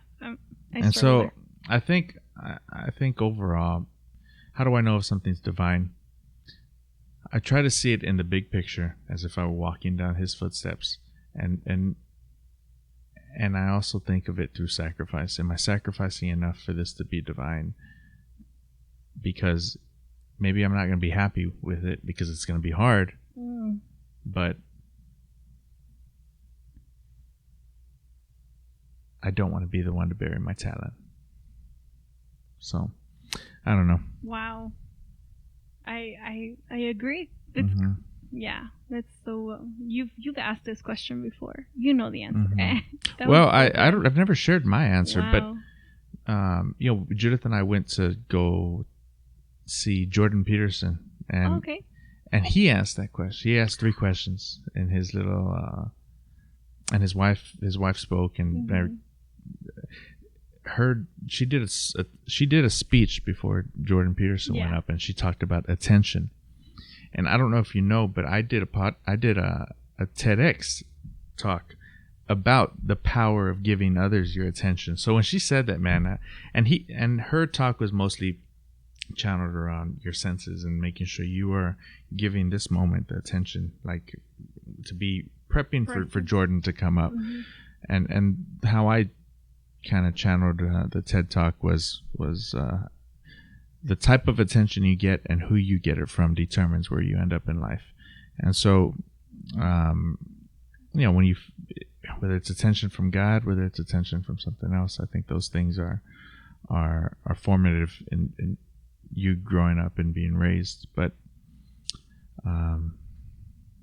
this is actually the first time I have shared it. So I've heard other people say theirs, but Jordan Peterson, when we went, he talked about what is a man, what is a woman, and what is divine. And his examples were a little were valid and good.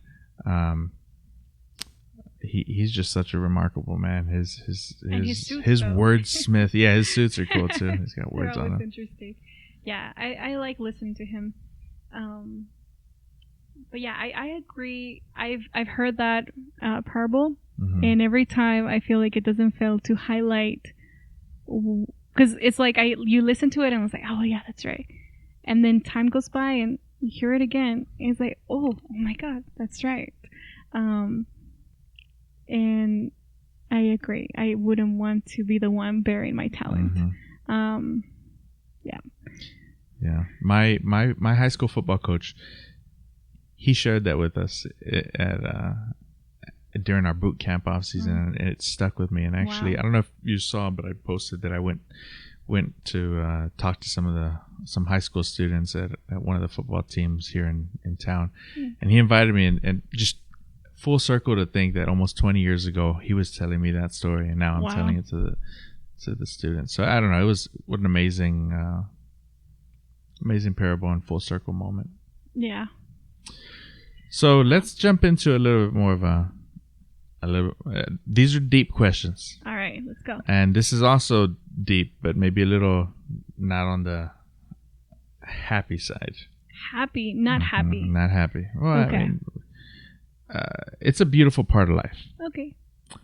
Whose death affected you the greatest?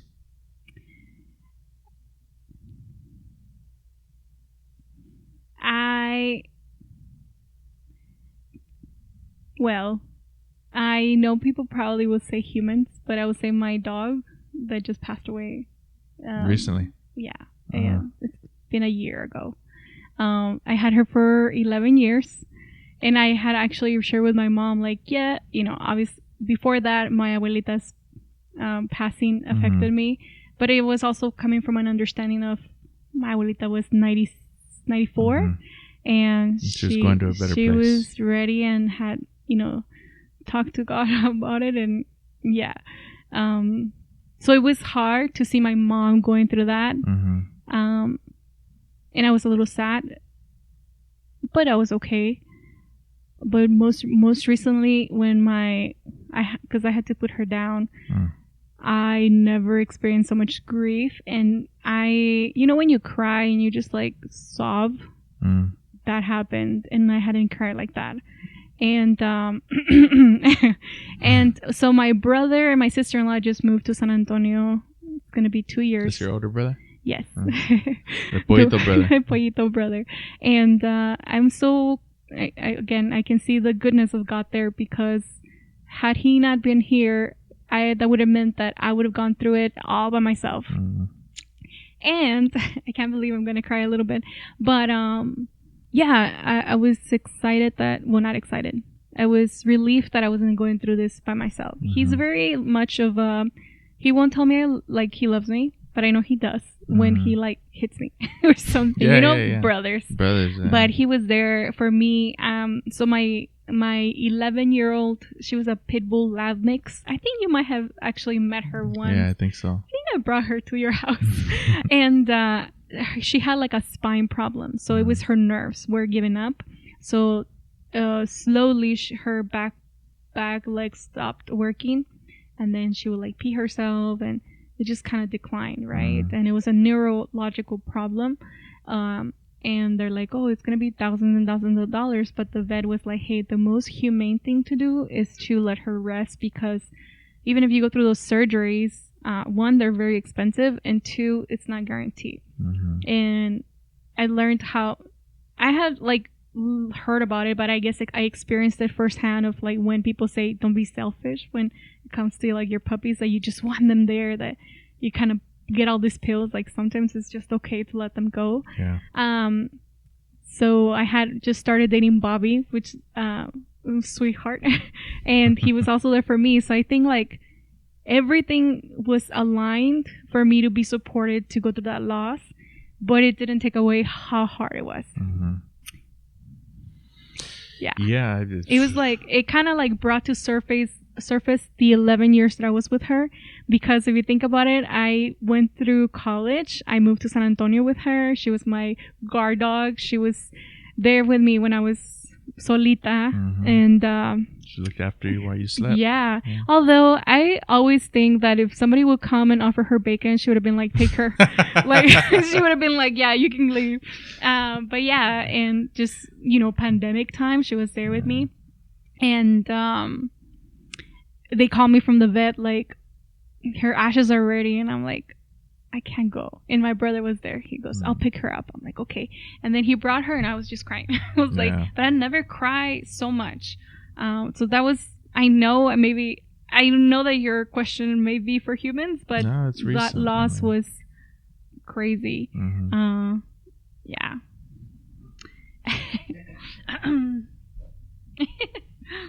Yeah.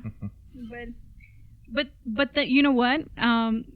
Something that I learned is grief, right? And it comes in waves, and I had experienced like individuals losing a loved one before, and I would always, remain like God has a time for everything, right? Like there's time for, I think there's Ecclesiastes 6 maybe. I can't remember the verse, but it was like there's a time for mourning, there's a time for being happy. Season. Yeah, yes. The seasons. So I think I go back to that, right? And I guess it's easier when you're not experiencing that loss. And then, do you know Dr. Brené Brown? Oh yeah, I love her. Dare to Lead. Yep. We went to go see. We just saw her. Actually. No es cierto. Where Trinity, was she? She came right here to my house. She was on the pod. No, I'm just kidding. She was on the podcast. But she lived in San Antonio, right? Yeah, she's our girl. Yeah. I love her. U of H. I love her book. The Dare to Lead. Well, Dare to Lead is good. Oh my God, I forgot the name. And I love the book. I see it in my anyways. One of the things that she shares in that Daring Greatly or Dare to Lead is the Daring Greatly by I'm blanking on all these names.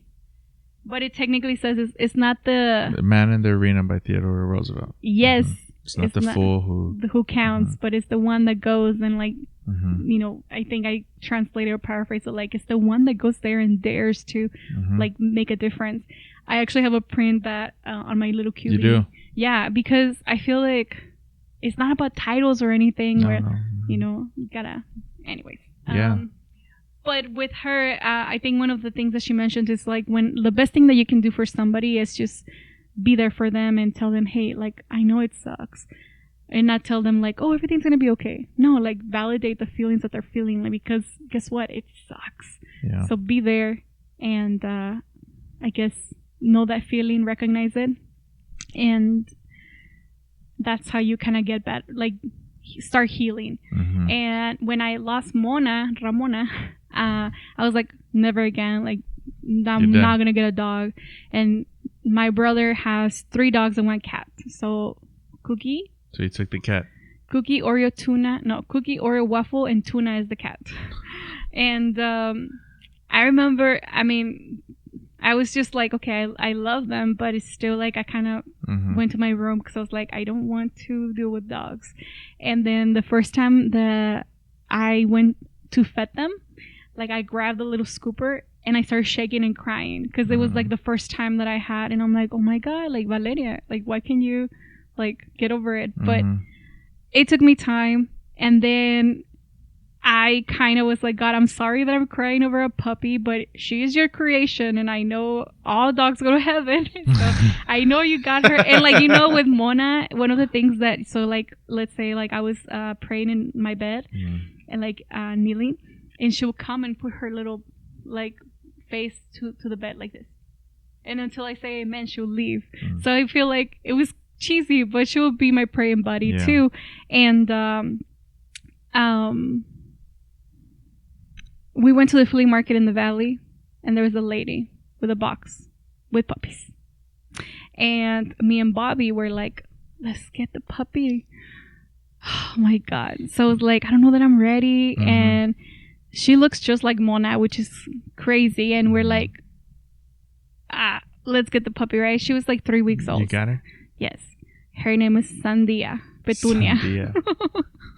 Sandia Petunia. Sandy for short. And she's a sweetheart. She's going to be a year in August. Oh, okay. So But- the puppies are the worst, man. Yes. Oh, they're it so was hard when they're funny. young. It's like kids. Yes. Well, I don't know. I Yeah, haven't okay, had kids not quite yet. as bad as kids, Not but yet. they're tearing things up. They're Yeah, pooping and like everywhere. personality and everything. But you know, when I said yes, I think I was like, God, like, just kind of show me that this is not like, you know, in the moment of like saying yes and then I'm gonna regret it. And I had heard a lot of stories of people having dogs and then they pass and they're like, never again. So I'm like, no, never again. But something that I learned, I say all this story to bring you that something that I've learned is how much more we can love. So my love wasn't just like a box of that I gave Mona. It just has multiplied. So all the beautiful things that I live with that puppy, with Mona, like they stay forever.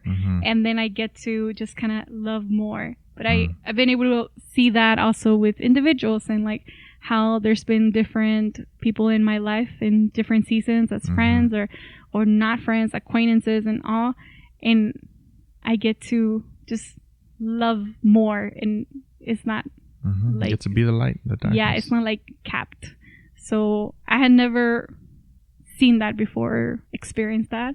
And I'm like, man, I experienced this with the puppy. Like, I don't feel like I'm betraying Mona for loving another puppy. I just get to love more. Man, that brings up a great topic Judith and I were talking about not too long ago. But now, what an awesome, Yeah. So beautiful life you had I'm a with dog her. mom again. But yeah, that loss was, I think all my family was like, Valeria, are you okay? But I was like, yeah, you know, it happened, but Right. no pasa nada. Oh, there we go. Okay, you ready for another one? Yeah, let's see. If you were to die today and you could only make one phone call, who would it be?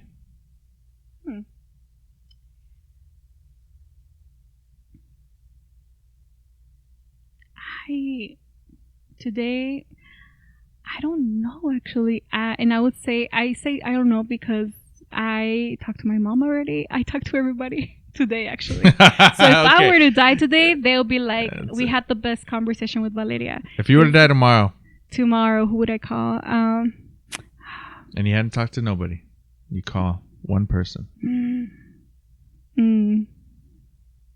I think I'll call my brother. Which one? My only brother. So I have an older brother and an older sister. Okay. But I think my brother will take the information and distribute it very efficiently. Like, okay. And actually, wait a minute. I'll call my cousin Yoli. Yeah. Your cousin Yoli. Why? Yeah, my Naka. She is my sister. She's my cousin, but she's like my best friend, cousin, and I can tell her everything and anything, and I know that she will, because I feel like every day I hope that if I die, I'm going to heaven. So I know that she would be able to tell people like, okay, Valeria's okay. Valeria went to heaven, and it doesn't. Like, she loved you to her last breath, and she'll know to tell them all that. Because that's what I would like the individual that I speak to tell my family. To not, like, be sad. Because I'm like, hey, like, I'm going with God. Like, I'm good. Let's go. Yeah. And she is a very faithful, like, she's a woman of God that I think she would also understand, like, every day we get to live is a gift, but also she'll see the goodness of God even in those hard news of like, hey, I'm going to leave. So I will call her. Okay. Yeah. Yeah. Well, I was gonna say what would you say, but I think you. Yeah, I think I think I'll just remind her how much I love them all. But I am that person that doesn't text much. I will call you. That's good. And just to like, hey, how are you? Like, yeah, you what got to you keep doing? it original. Mind you, I have 11 tias, so. Well, so you're on the phone all night. Well, I actually kind of like. Well, how old are your tias? Your tias cut you off at 8 o'clock. Yeah, mija. Yeah, right. Yeah, I call them like during lunch. Okay. So like, how are you? And if I knew that they had a doctor's appointment or had something, I'm like, how did that go? Or what are you doing? Well, I love you. And be careful and just kind of check on them. Yeah. Yeah. Okay. Well, I know you believe in God. Why do you believe in God? I'm inclined to just kind of say, well, why wouldn't you?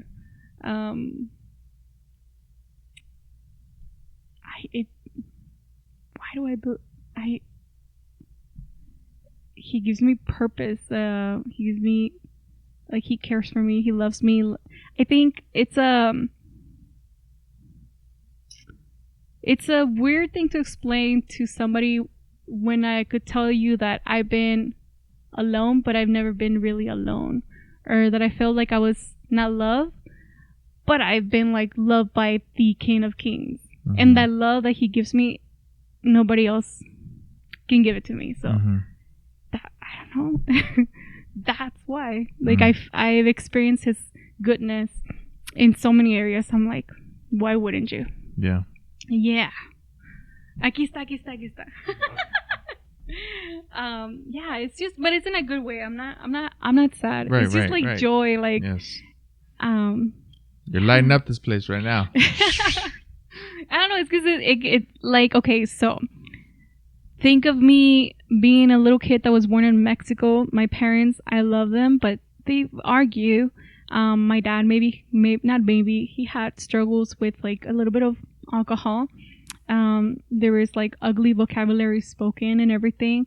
Like if you believe in statistics, the statistics will be like, nah, this girl is going to like just, give up or something. But I don't know why I didn't, and it would have been easy just to be like, nah, well, this is the life I got. But there's something always more that is like, nah, you got this. Like you were made for more. Like, you got this. And and it's not me. Like, I will equip you. Like, I don't know how to explain it. It's just the whole experience. Yeah. Yeah. Like, how did I even learn English? watching Willy Wonka. Willy Wonka. You ever watched that Willy Wonka with Johnny Depp? The new one? No, the old one. The old one was with Because there was so I guess there's three, right? Because there's one with that guy that is like a young kid. The newest one, with, no. It was Eugene. With Johnny Depp, I think it was like back in the 2008. Yeah, that's the old. Yeah. Okay. That's well, the do new you one. know the Oompa Loompas? Mm-hmm. Okay. Well, my brother and my sister would always tell me that I look like one. Oh, yeah, that's a brother and sister thing to say. Yeah. So, Valeria's watching her favorite movie because she's a Oompa Loompa. I'm like, no, silly, I'm reading the captions to learn English. Yeah. But, Well, how did they have a hard time learning English? Well, so they started school in high school, right? So, because I went into 7th grade and my brother and my sister went into high school. So, I want to say that, yes, they definitely struggle a little bit more. And also, what I noticed now that, like, looking back, is that they also struggle with finding friendships, right? Because my sister is 5 years older than me and my brother is 2 years older. So, I think they had a solid like group of friends in Mexico, and they just had to leave all that behind. That in hindsight, well, that's okay. But when it was happening, it was like the end of the world. And plus, it was like the emo era. Oh yeah, So I remember emo. that time. Were you emo? You're No. gothic?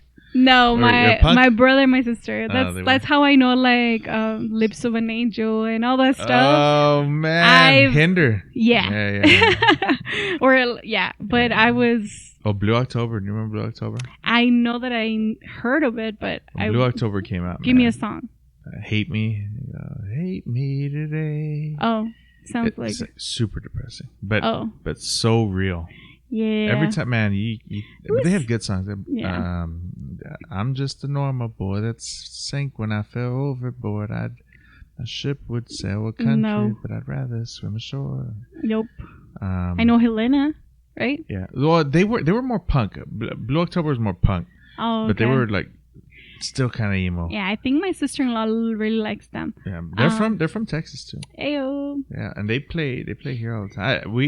Did they just had a concert? Because I feel like my sister-in-law just went to one and she had a really good time. I don't know if they had one in Texas because I always look to see when they're around. Judith and I, we went to a South by Southwest back in the day. Oh, nice. And we saw them like this, so best live performance we've ever seen. That's I mean, awesome.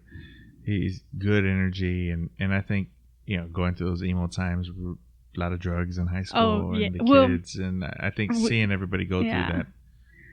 Yeah, I thank God, like, we've never been kids that, like, ever. I think just the community, the friends, seeing them go through that.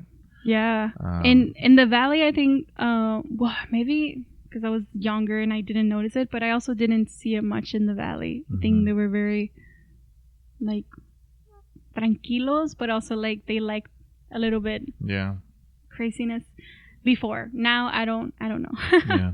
I can't speak for them, but yeah, I think they did struggle a little bit. Definitely my brother is very introverted, but he's doing good. I am so proud of him, and my sister is also doing good. So did your brother just recently moved up to San It's gonna be Antonio? 2 years. 2 years? Okay. Mhm. Does he have kids? No, he has 3 dogs and 1 Three cat. dogs, okay. And your sister? My sister has 3, Damian, Andres, and Cecilia. She's going to be 2 months next week. Oh, okay. So I'm going to go see them So this weekend. Damian is oldest? Damian, yeah. How old is he? He is 7. 7. Okay, so about our kids. He age, made me a Nina. I'm Yeah. their Nina. And then Andres, I was joking with him because we were talking like, Andres, how does the cat do it? Or how does the cat say, ¿Cómo le hace el gato? Le digo, meow, meow, meow. Okay. Andres, ¿cómo le hace el chango? Yeah. Oh. Yeah. And I'm like, Andres, ¿cómo le hacen los cumbia kings? And he goes, what? I'm like, And then he goes, So now I asked him, Andres, ¿cómo le hacen los cumbia kings? And he goes, That's ah! funny. And I was telling my family, I'm like, this is going to be like my advertisement for like, hey, I can be your babysitter. That's good. That is Your kids good. will have skills. That's right. Or ¿cómo le hacen los coco rallado? Like coco rallado. That's how I grew up singing that song El all the coco, time. yeah. Yeah. I'm a coco rallado again, not a papaya. Yeah. Yeah. So I'm a tia. I love it. And I think, again, looking back to that season, it's like, man, it sucked, but it wasn't the end of the world. Mm-hmm. And it's something that I know that I'm the cheesiest one for my siblings. Like my sister, I call him, okay, I love you. Okay, love you back. She hangs up, and my brother's like, bleh, or something. And I'm just like so overjoyed to call them my siblings, because we fought before, like siblings. Who won? Of course they did. They're older. So they were really good at using their words. I wasn't good. So I would say one time we were fighting. I'm not proud of this moment, but I remember I was making a tortilla, and my sister was saying something. I got mad. So I got the tortilla and I threw it at her. I was like, why did I do that? Like, hot. Okay, a hot tortilla. Okay, I was like, or masa tortilla. No, like a flour tortilla, and I just threw it at her face because I didn't know how to use my words. And I'm not part of that moment. And now it's like, hi, Valeria. And now I'm like, communication. Like, I love talking. Like, how are we feeling? And what's in your mind? Because I feel like the more we get to have conversations, the more we're able to unpack. And like, the more we get to see que no pasa nada. Like, like things are going to work out and going to be okay. You're not alone. Like, you're not the only one. Like, you don't have to be perfect or make so much money or calm down. Yeah. So I'm that sibling, and don't stress. Oh, I stress, pero then I'm like, okay. But you're telling everybody else not to stress.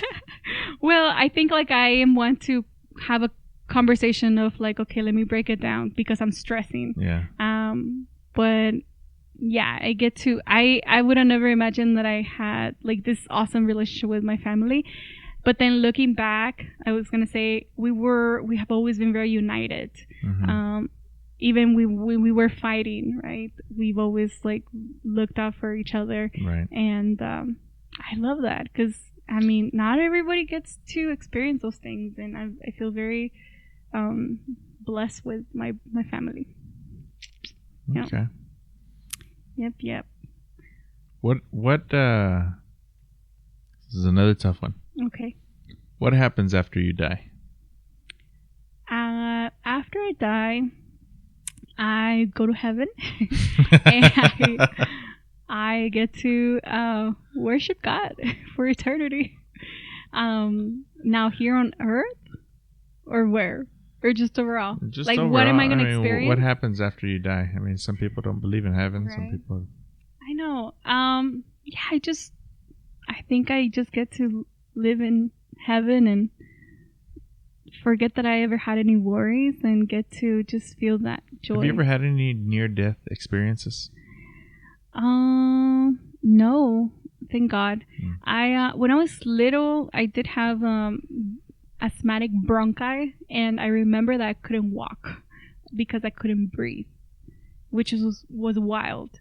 And this is where my dad was my superhero because he will carry me and take me to the doctor. Because this is when we lived in Mexico. And you know how we have like this fancy public transit here? Mm-hmm. Well, over there, think of a school bus with with no seats, but only like along the perimeter. Yes. And you just go there like, and then you say baja, and they just stop and they drop you whatever. So that's a pecera, we call them. And that's how you like public transit. Now this was years ago. I don't know what it is now. I think it's a little bit more fancy. But yeah, he'll have to carry me to walk to get to the pecera and then carry me to get to the doctor. And they didn't know exactly what it was with me. And they were like, oh, we need to give her albuterol, like for asthma. And I don't remember what medication they gave me, but I couldn't breathe. And then they gave me medication and I was able to breathe. But I think that was the only time. And then I don't know if you ever heard like how asthmatic kids, like if they have like a wheezing sound, you can tell that they're gonna get sick. So I grew up like my mom waking me up in the middle of the night because she heard me like with the wheezing. And by the time I opened my eyes, she already had a tea in front of me. So to wake up like super early and make me a tea and like, ándale, tómatelo. I don't want to, but you have to. You don't want to be sick. And I'm like, ah. And now I'm like, my mom was like, what are you doing? I'm just drinking tea because, you know, I feel a little funny. You know, but yeah, never near-death experiences, thank God. Yeah. Okay. So I know you're familiar with our next segment, the timeline workshop that we do for our students at Building a Purpose. But if you could share an impactful event that happened each year of your life with what you feel comfortable in sharing, positive or negative, starting from when you were born to now. Feel free. An impactful event that happened in my life. Look at that. There. Oh yeah, let me see.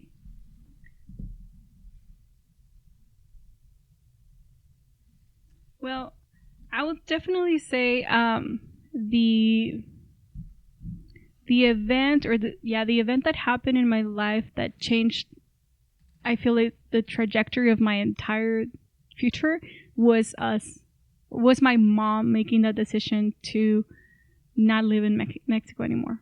It's like we are going to start over. And there was a lot of uncertainty. I remember we couldn't go to the movies because she was scared of the Border Patrol like taking us. And we were like doing the paperwork to get permits and everything.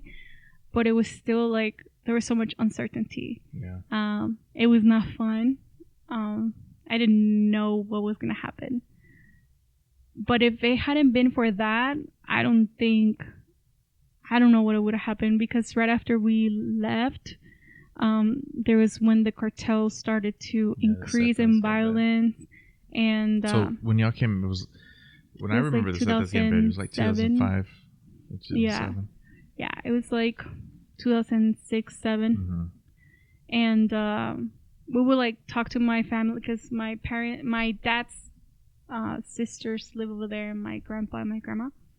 And they would be like, well, there's a body in the street, but you can't go and claim it or go and check because they're going to pretend that, like, they're going to associate you and then you're in danger. So things like that. And I had never, like, we would play in the streets all the time, like take a shower in the rain or, you know, and it was like a switch. Right. But if we had waited, I don't know what would have happened. Like, there was people that just disappeared. So I think that definitely changed the direction of my future. Another one I would say is just daring to apply for college. I didn't know what would happen. I was nervous, but there was also that, like, let's go. And and moving to San Antonio, I wouldn't have been here. So yeah, but definitely the biggest one would be moving from Mexico over here. Okay. Yeah. So kids, listen to your parents. Yeah.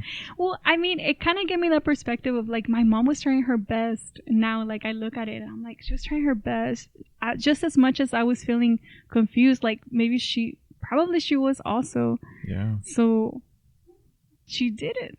She did. Yeah. Yeah. So it's good times. Okay. All right. Are you promoting anything? I'm promoting love. I don't think so. Definitely just encouraging individuals to, you know, see the best in people and just take it easy. Yeah. No pasa nada. No pasa nada. Take a step back. Give people the benefit of the doubt. Life is okay. It will get better. Okay. Yeah. Do you want to share social media or anything? People could follow up with you, CentroMed stuff? Or... Social media, pues, it's just me and my dogs. So it's okay. But I would say I invite you, if you're in San Antonio and you're looking for healthcare services, definitely a nonprofit like CentroMed can be the place to go for services. They do optometry, dental, behavioral health, medical, pediatrics, OBGYN. And then, they screen for maybe social determinants of health. So there's individuals that might be struggling with finding food, and we can definitely connect them. Okay. So there's I'll pull up the little website. And yeah, like you go to like one organization, in this case, like for example, CentroMed, and you will get to be connected to so many more nonprofits doing great work in the community. Okay. Oh yeah. Awesome. All right. Well, Valeria, thank you so much for your time. It's been a pleasure talking with you, and sharing some of our divine connections, our purpose we're trying to build here, and yeah. Well, thank you so much for having me. I'm honored. This is my first podcast ever, so I feel very honored. I hope you were great. I share some wisdom. I hope it's, if not, at least I hope I made you laugh. Yes, right? that's another Mexican thing. I think at least you laugh. At least you laugh. All right. So what song are we gonna play? What? Let's do it. Oh my God! What do you want to play? I haven't played in a while. Well, do you know how to sing? I Can Only Imagine. Do you still know how to sing David Crowder's song? Which one? Oh, How He Loves Us. Oh, 1000%. I'll play it with you. Okay, I grabbed Yeah, this. you can grab that one. Is it tuned? It should be. Oh, it has a tune. Okay, let's see. Oh my God. You need a pick? Or do you prefer not to pick? All of a sudden, I am unaware of these afflictions eclipsed by glory. I realize just how beautiful you are, and how great your affections are for me. Loves us, oh, how he loves us, oh, how he loves us, oh, how he loves.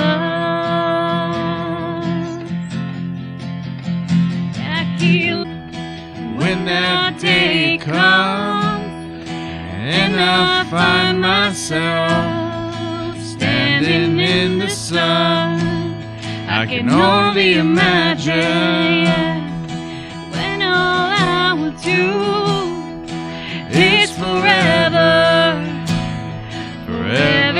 worship you.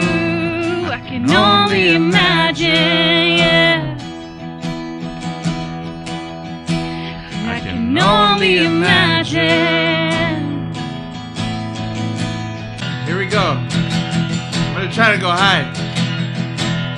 Surrounded by your glory, what will my heart feel? Will I